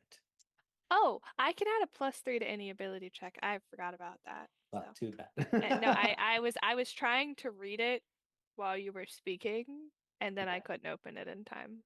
No worries. Okay. But you are able to make it over the cliff, and you, as far as you can see, everywhere looks the same. But you feel like you're actually moving now. Like you're starting to cross things forward. So I'm going to ask Alice, since you're the first one for it, roll me a d10. That is this one. A 5. A 5. Let me take a quick look. Okay. 5 hot men. Yes, Jimothy hot men. appears. No. Or Jimbo. So let me just ask, is anyone doing anything over the next, it's now been 3 hours in the realm. So are you guys doing anything at this moment? Do we feel like time is moving the same here? Yes. You feel like, at least from your perspective, time feels, it feels a little stretched, but you're not worried like it is overly stretched. Like it's not like one of double. those planes where time's moving at 3 times speed or something like that. Correct. It is your perception of time feels worse. Like every minute feels like it is 2 or 3. But you have a clock, like you have a pocket watch or anything, and you're looking at it, and you could, like, it feels like when you're, imagine this, you're back in 9th grade, you want the period to end, you're watching the clock, and it just can't end fast enough for the last 2 minutes. Like, Right. That's how it feels every second. It feels just longer than it should be. But it is not physically longer, it is psychologically longer in this realm. So, yeah, Alice, you continue leading the group on.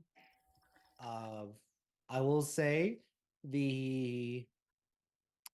is anyone wearing, I will say, pink? Or yeah, let's start with pink. Is anyone wearing pink?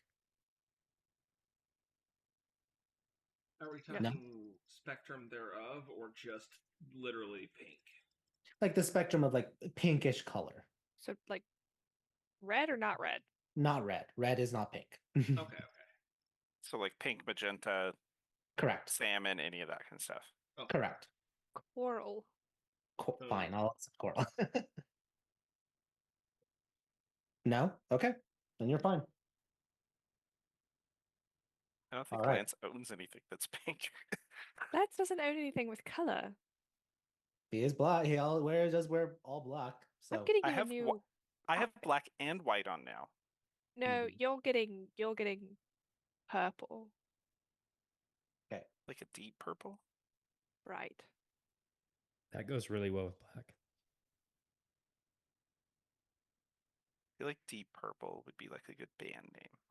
Suddenly out of the ground, things burst out and start charging all of you. Already got my Yes. sword Here we go. drawn. I'm gonna stab them. As some of you may recognize Sorrow Sworn. Ah, coming at you from the Let's ground. fucking do this. Didn't this guy explode on me one time? Look out, Nope, Alice. We got hookers. different ones. Everyone roll initiative. No. Oh, this. Does. Lance or DM, I have more hit points than that. Oh no, click on that and start it should auto populate because it's based off of your D&D Beyond or your token tabs. So yeah. And for some reason, it didn't let me take mine from Zane. Was it plus 40? Wait, Plus say that 20. again, Erlon? 20. For Zany's stuff, it was plus 20. Okay. Yeah, 20 Yeah, hit plus points. 20. Yeah, for some reason mine didn't do it. I rolled a 15, DM. I was able to just manually punch mine in. 15 total. Great. Yeah. We're going down, correct, on this map? Yeah, So, no, yeah, you guys were going down and then suddenly boom. Yeah, I was just making sure that I was looking the right way on the map. I have terrible Yep. spatial awareness. I got nat 20. Nat 20. That means everything you do has advantage, Erlon. So good job. Hulk smash. Let me start rolling for them.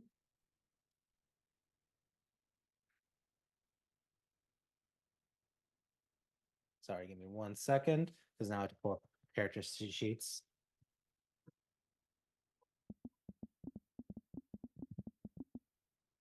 Two. I believe the last one is the I'm so lonely. Oh wait, I did forget one last, the hungry. Me too. You got Yes. the big mouth. It's big mouth guys over there. All right, let's roll.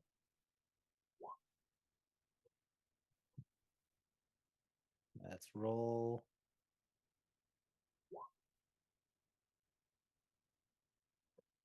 Be angry.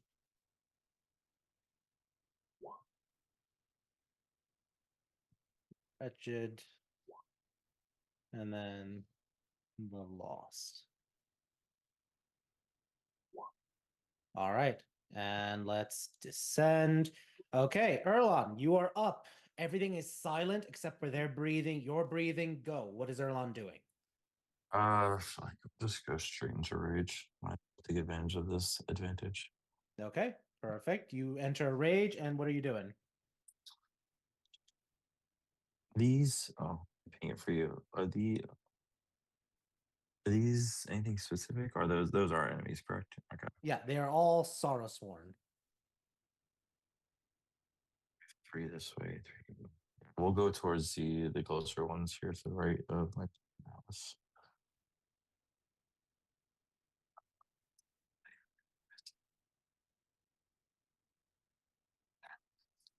Okay. I'll start So hitting you're the one approaching on top. Great. You're attacking the lonely, this creature with a dismembered arm hanging by it, right? Yes, sir. Okay. Before you do that, Lance, I've tried healing your character up, but roll 20 is not showing It fixed it on mine. Okay, I'm gonna refresh just to double check. Yeah, I was just showing I had 22 out of 113 XP. There or we go. something, Now or it is points. correct. So Yeah. good. But Alice is still showing up she has 121 out of 179. Is that accurate? No. Okay. How much hit points do you have? 185. 185. Okay. There. Hopefully that solves it. All right, cool. All right. All right. So you have advantage on everything, Erlon. You don't even have to reckless. Go ahead, roll your first attack.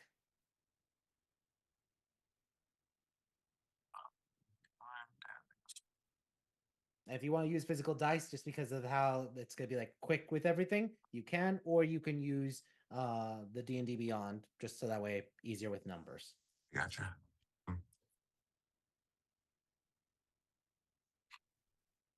It's just acting weird as hell. I'll try it and then I'll get my dice out and I mean, if at least that went through. Hasn't gone through yet. Okay. Oh. Dice right here. Oh, and it just rolled on my screen. Full 20 is awesome right There now. we go. So a 28 to hit definitely hits, doing 20 slashing, and then Again, 20 slashing and 8 lightning. So great. So that's 28. Perfect. All right. Second attack, go ahead. And yeah, second attack, go ahead. I also want to let you know it didn't roll it with advantage, but Oh, just so oh, you know, just it's so fine. okay. So this one I rolled 3 times. The first one was a 1. Okay, then you're fine And there. then I just got a nat 20. Nat 20. All right. So that is automatically going to be a 12. And you have the brutal critical, which is another 12. So that's Yes, 24. sir. And then another 10. Mm. Oh, sorry, no, 12 for the No, that'll be lightning. 12 as well, right? Yeah. So that's automatically 36 points of damage. And then roll your actual numbers. Do. So roll 2d12s and Yeah, then I'm fine. I do 12 right now. 2d6s.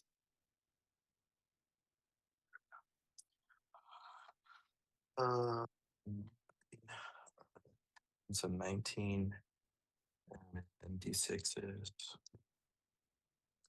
2. So that would be sorry, 26. Okay. Nice. Now, so that was your first attack. Second attack, your bonus was to rage. I think that's it. Unless That was you said that was my first attack? yeah, your first attack was the 28, like to Yeah. hit. Oh yeah, that's right. Duh. And then we just hit the That was your damage one. second, and you already Yep. used your bonus for The it. rage. So I think Order. that's it. It looks like it's about to collapse from your 2 massive strikes. So awesome. That's great. Now it's time for the wretched's turns. So these little creatures with 2 legs and no arms, they just they open up their mouths and you just get as they all come charging at everyone. So this one's gonna go after Erlon. This one's gonna go after Alice. This one's gonna go after Zanny, and this one's gonna go after Azrael and Lance. So each one's gonna go after one. So this one's the wretched is gonna attack Erlon. It has okay, just one attack with advantage. Erlon, that's a 20 to hit. So you take 11 piercing, which is going to be half down to 6, and then 11 necrotic. So that is 27. All right. Wait, no. Sorry. 11 plus 6 is 17. 17, not 27. 17 points of damage. Next one's going to attack Alice. This one does not have advantage. That's another 20 to hit. Dirty. So that's 3 piercing, 11 necrotic for a total of 14. As it bites into you. Can I hellish be okay? Sure. Little bitchlet. That's Must make a dexterity saving throw for you. yeah. That's a fail. So roll your damage. Okay. That's this 1, 2, 3, 4. Yeah, 26 fire damage. 26 fire damage. Great. It is immediately incinerated. Huh. I will say, once they bite, they do attach onto you. So Erlon, you have this wretched biting onto your leg, and it's not moving out of your leg. So, all right. This one's gonna attack Zanny. Let's do a bite attack. Normal. That's a Literally 21 an to hit. ankle biter. Yeah. That is 8 piercing, 11 necrotic. So it bites you there. Great. Next one, Azrael. This one's gonna have flanking, so it has advantage. 19 misses. Yep. And then the other one's gonna attack Lance. Straight roll. That's a 10. So Lance, you just batted away with your cane, knowing you see necrotic energy and you're like, oh crap, my arm. So Let's turn into a nuke. We're gonna kill everything on the entire plane. yeah. So that is their turns. Alice, it is your turn. I'm gonna roll a d12 for my All ghost right. stories, and we're gonna roll high. Okay, we're rolling high. Confidence is key. And no, you weren't confident. Hakeem. What's up, Hakeem? Hello, petted miss. him. You made him It's your not a best lovely friend. day, is it? No, it's a terrible day. It's go not on. a nice place to be here. I can't. I What does can't. he do? Nothing helpful. You poor It's Hakeem. like skill checks. Yes, Mm. yes. Specifically like charisma and intelligence. I am gonna make sure I'm using the right one. I am going to cast Yolanda's regal presence around myself. It's Okay. a 10-foot circle. 10-foot circle. Save. There we go. Okay. Okay, so that's my spell, and then I'm going to get on top of this guy right here. Okay. And so both of those people have to make a wisdom saving throw DC 22. Okay. So the two wretches, let's Yeah. start with them. Wisdom, they automatically fail. Okay, so they both take 16 psychic damage. And both of them fall to the ground, writhing and dying. Perfect. So I moved a little bit forward. What I'm also going to do now is wait, hold on, I was here. That's here. And then I'm gonna turn around and go here. So now I am flanking with Erlon, and both of them have to make a DC 22 saving throw or take 16 psychic damage. And it's a 21? 22. 22. Okay, so this one's gonna fail and it's 16 psychic. Yes. Okay. Is it dead? Nope. It's What? prone. Okay, it falls to the ground prone. And then the loss, this one, let me roll. Jesus. No, that Dead one also is space? gonna fail as well. So it falls prone and takes 16. Yes, and then I'm gonna push it 10 feet away. Is that something you can do, or do you need an action? No. So on a failed save, the target takes 46 psychic damage, has the prone condition, and I can push it up to 10 feet away. Okay, there we go. There we go. Mm. It's just gonna thumbs up, Erlon. 5, Oh. 10, 15, 20, 25. You can move one more square. I can't get into range of anybody else without taking an opportunity attack, so I'm going to hang out right here and give Erlon flanking. Okay, cool. Lance, it is your turn. What are you doing?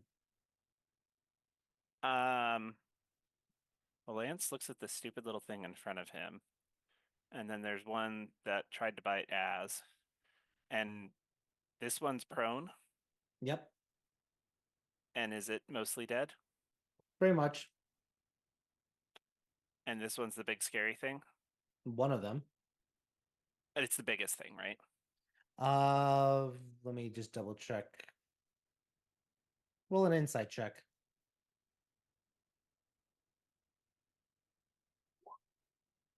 You can't tell if it is. You can't tell if it's this one or this one.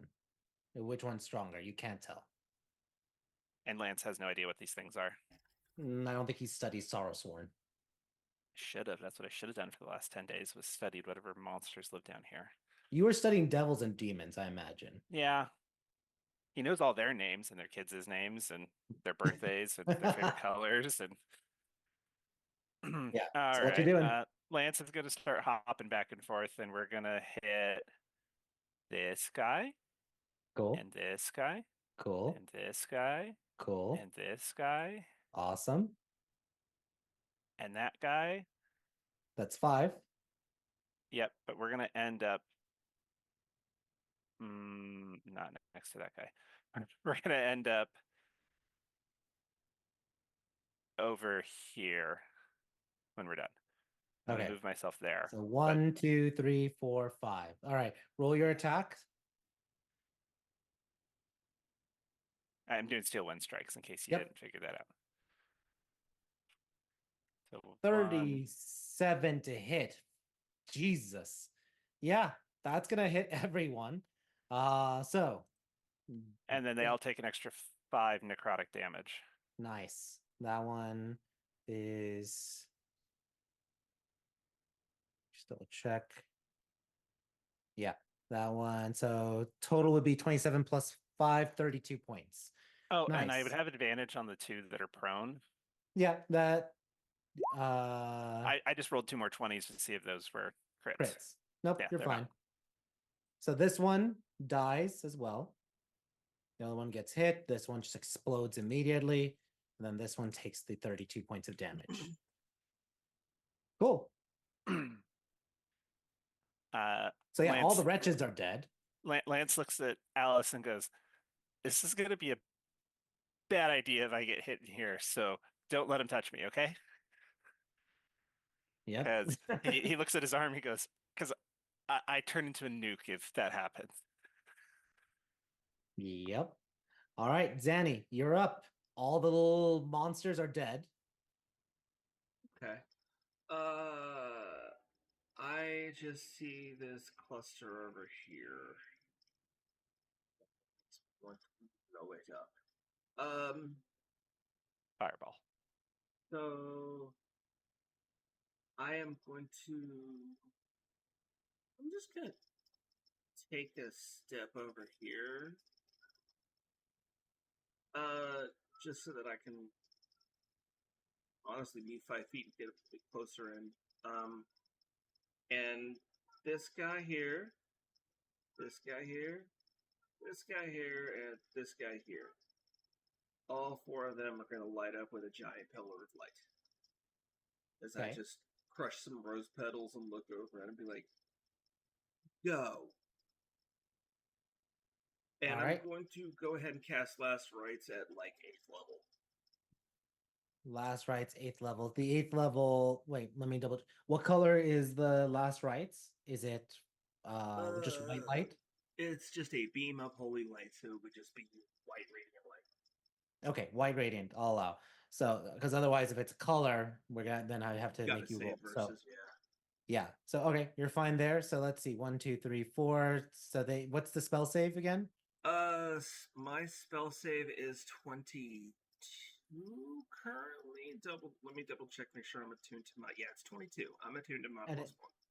22, and it's wisdom, right? Yeah, it's a 22 wisdom save, and if they are undead or fiend, they make it with disadvantage. Yep, they are not. They are all monstrosities. So, but they all fail. So, how much of damage do they take? Okay, that is going to be 26 radiant damage to all 4 of them. Okay. Cool. 26, 26, 26. Also, please, I'm just gonna put this out there. Please don't use that C word, please. Just people don't like it. So not talking about you, Zanny, for it. All right. So there we go. So you cast the radiant beam, it blasts and it impacts. Yeah, they all kind of stagger and everything. That's your action. Anything for bonus? Let's see. Actually, let me check see if there's a secondary effect. I don't think there is. I just want to make sure. No, they're good. And then bonus action. I think I just check in as and say, where are we starting? All right. I don't know. It's gonna depend on where they move. Yeah. So, anything else, Zanny, before the lost move? These guys look like they're gonna. Yeah, that's the one. They're both within 30 feet of me. Yes. In that case, then what I'll do is, for my bonus action, I'll give as the help action on if he attacks this guy. Okay. I have to be specific on how I apply it whenever I do it like this. Yeah. But he has bonus. So you've got advantage on your next attack if you hit that guy. Right on. Yeah, you basically shout direct, like try to aim for a vertical strike as opposed to a diagonal. All right, cool. Now it is the Lost's turn. So this one's gonna go charging at you, Zanny. This one's gonna go charging also at you, Zanny. This one's gonna attack Azriel, and this one's gonna stand up. half movement, and then attack Alice, which I'll just double check. It goes again, has to make your save against you, right, Alice? So it automatically fails because it can't do it. So that's another 16 damage. And then it's going to attack you. So let's go back to Zanny. Zanny, you're going to get the first multi attacks for it. So 1, 2, that's 11 misses, 23 hits. You take 11 piercing damage. And you are, I need you to make a dexterity saving throw, please.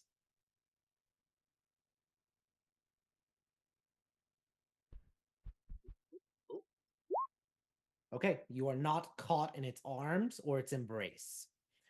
The other one's going to attack again. So number 1, number 2.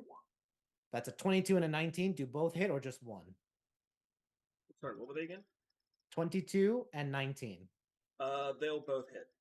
Okay, so 17 damage and 17 damage, all piercing. And then I need you to make 2 dexterity saving throws. DC 14. It was almost, but then it wasn't. It was almost, and then it definitely wasn't. Yeah, that's too. Yeah, you are caught in its embrace. So you are literally, as you get hit by one, and the other two of its arms slash, and then 3 of them embrace you, and you are grappled currently, and you take an extra. Okay, you're gonna take an extra 32 piercing as 3 blades insert into you, and then there is a psychic scream in you as you take 31 psychic damage. So that is 63 points of damage. Okay. So those ones are the scary ones. And you are grappled. Okay. All right. I went from I got about 3 words into talking shit. Is that all you fuck? Yeah. There are 3 blades right now pierced into you and holding you into itself with the loss. Just laughing and crying at the same time. All right, next one's attacking Big Red. 2 attacks. 1, 2.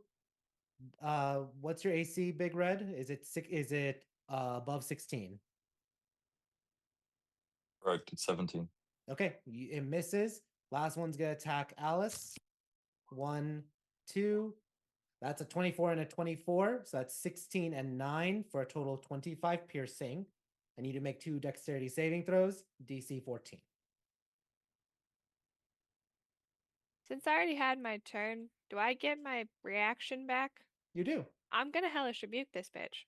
Okay, you're gonna do it at the first one. So I need you to still make a dexterity saving throw right as it's gonna attack you. So make your first dexterity saving throw. 15.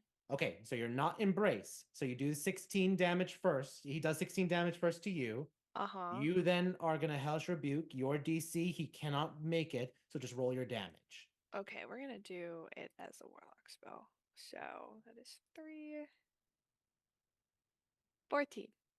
And that is exactly how many hit points he had. So that's exactly you kill him. So you only take 16 points, not the extra 9. Nice. So cool. That is the Lost's turn. Alice is having a fantastic time, by the way. Yeah, not as much as as Zanny. By the way, we're gonna go only 1 round, and then we're gonna end the session. So, because I know we're a little over. So next up is the Hungry. The Hungry. Let's see. I'm gonna roll a d20 if it's gonna charge Alice or charge Zanny because she's being swarmed. Odd is Zanny, even is Alice. Oop. Roll 1d20. Odd is Zanny. All right, it charges Zanny and is going to try to attack you. So if the creature hungry sees, yeah. So all right, it is going to 2 attacks, bite and claw. So it has advantage. So 1 and 2. All right, that is a 26 and a 27. So Zanny, you take 10 piercing, 11 necrotic. So that's 21 from the first bite. I adjusted for the first time you hit me with it, but I do have necrotic resistance. Okay, so that's 10, and then 11 halved is 6. The second one is the claw. It is just pure slashing. It is 22 slashing damage. Okay. To answer your question in chat as, no, now I would be bad with taking a fireball because that was just my death ward going off. Okay, Oh, you shit. are Okay. at 1 hit point. Yeah. All right. I would have been good right up until that point, but the telepathic is, yeah, do it, swag. No, not now. Yeah, they are all just they're smelling blood. Blood is spraying everywhere. They are desperate for life and blood and emotions. So Azrael, it's your turn. What you doing? Okay. I'm moving over here and I'm just dumping all my lay on hands on her to heal you for 35. Heal 35. Awesome. There it is. And after that, I will quicken cast because now you should be okay if I do it. The psychic synaptic static Yeah. spell, and I'm gonna cast it. I think it was right here. Catches the most of them. Right here. Okay, that is Yeah. going to include yourself. Yeah. I'm resistant to psychic. She's resistant to psychic, so I think it's gonna be worth it. Okay, I hope. and that's an intelligence check, right? Intelligence save DC 21. I'm gonna display it for you and then cast it. They all automatically fail with your DC. They cannot meet it. So that is 35 psychic. Yeah. And then they have D6 subtracted from their attack rolls and ability checks. I made the save and I'm resistant because I have advantage on saves versus spells. Yeah. And you have my aura, so. Yeah. So by a bunch, yeah. Yeah, they all do not like that. And now they all take a D6 substitution for is it for the next 1 minute? Damn. Yeah. All right. Great. So I take I That's pass as well. So I take bonus action movement. Yep. All right. And is it have I used up too much stuff to ready an action? Yes, you can't you have to use your action to ready an Okay, action. yeah. Cool. Yep. That's it. Cool. I did forget one hungry, so this one's gonna charge at you, Azrael, and attack. It does not have yeah, it's gonna have the -6, so let's do the hungry. 1, no advantage, 1 and 2. What's your AC? 22. 22. This one may hit, but let's minus. Yeah, with a 3, it is a 22 on the die. So, or 22 total. So you take 23 slashing. And then I need you to make a dexterity saving throw, DC 16. Sorry, 1 second, because it was half of the 35 psychic damage goes down to 17. Yes. And then half again is 8. Yes. So 8 for the psychic damage. And then how much slashing? For this one was 23 slashing. 23 slashing. Okay. Gotcha. And then a save? Yep. DC 16. What save? Dexterity. Dexterity. You save. You're not grappled. Cool. All right. It is now the Angry's turn. The Angry charges at you, Azrael, because you attacked it with a psychic thing it did not like. So it's going to attack you with its 2 hook attacks. 1, and does have advantage. 2, and let me do one more without that because I rolled the first one. Okay, so first one's a miss. The second hook does hit with a 27. Let me roll minus a d6 to see. No, that's a 25. So still hits. You take 23 piercing damage. Okay. Last one, and then we'll end for tonight, is the Lonely. I'll hellish rebuke that one. Okay. And that's a dexterity for the Angry. Cannot save. Cannot beat your DC. So roll damage. Upcasting it at 5th level. So nice. So that's looks like 4th level, sorry. Okay. So that's 20 fire. Awesome. All right, it is the Lonely's turn. This Lonely is going to try to harpoon you, Asriel. So harpoon arm. Let's do 1. That misses. So it's then gonna go 1, 2, 3, 4, and then try to do sorrowful embrace. That's a 23 to hit. Oh no, sorry. No, that's for you to make a wisdom save. Sorry. Roll a wisdom saving throw Okay. as it tries to open its arm to try to have you go into it. It's Nope. bad. 18, you're fine. All right, last one is going to try to do a harpoon attack against Erlon. That's a 14, misses. It's then going to go 5, 10, 15. Erlon, I need you to make a wisdom saving throw.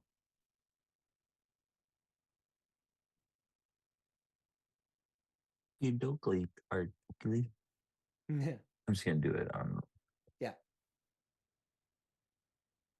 I said save there, I guess. Save. Yep, wisdom.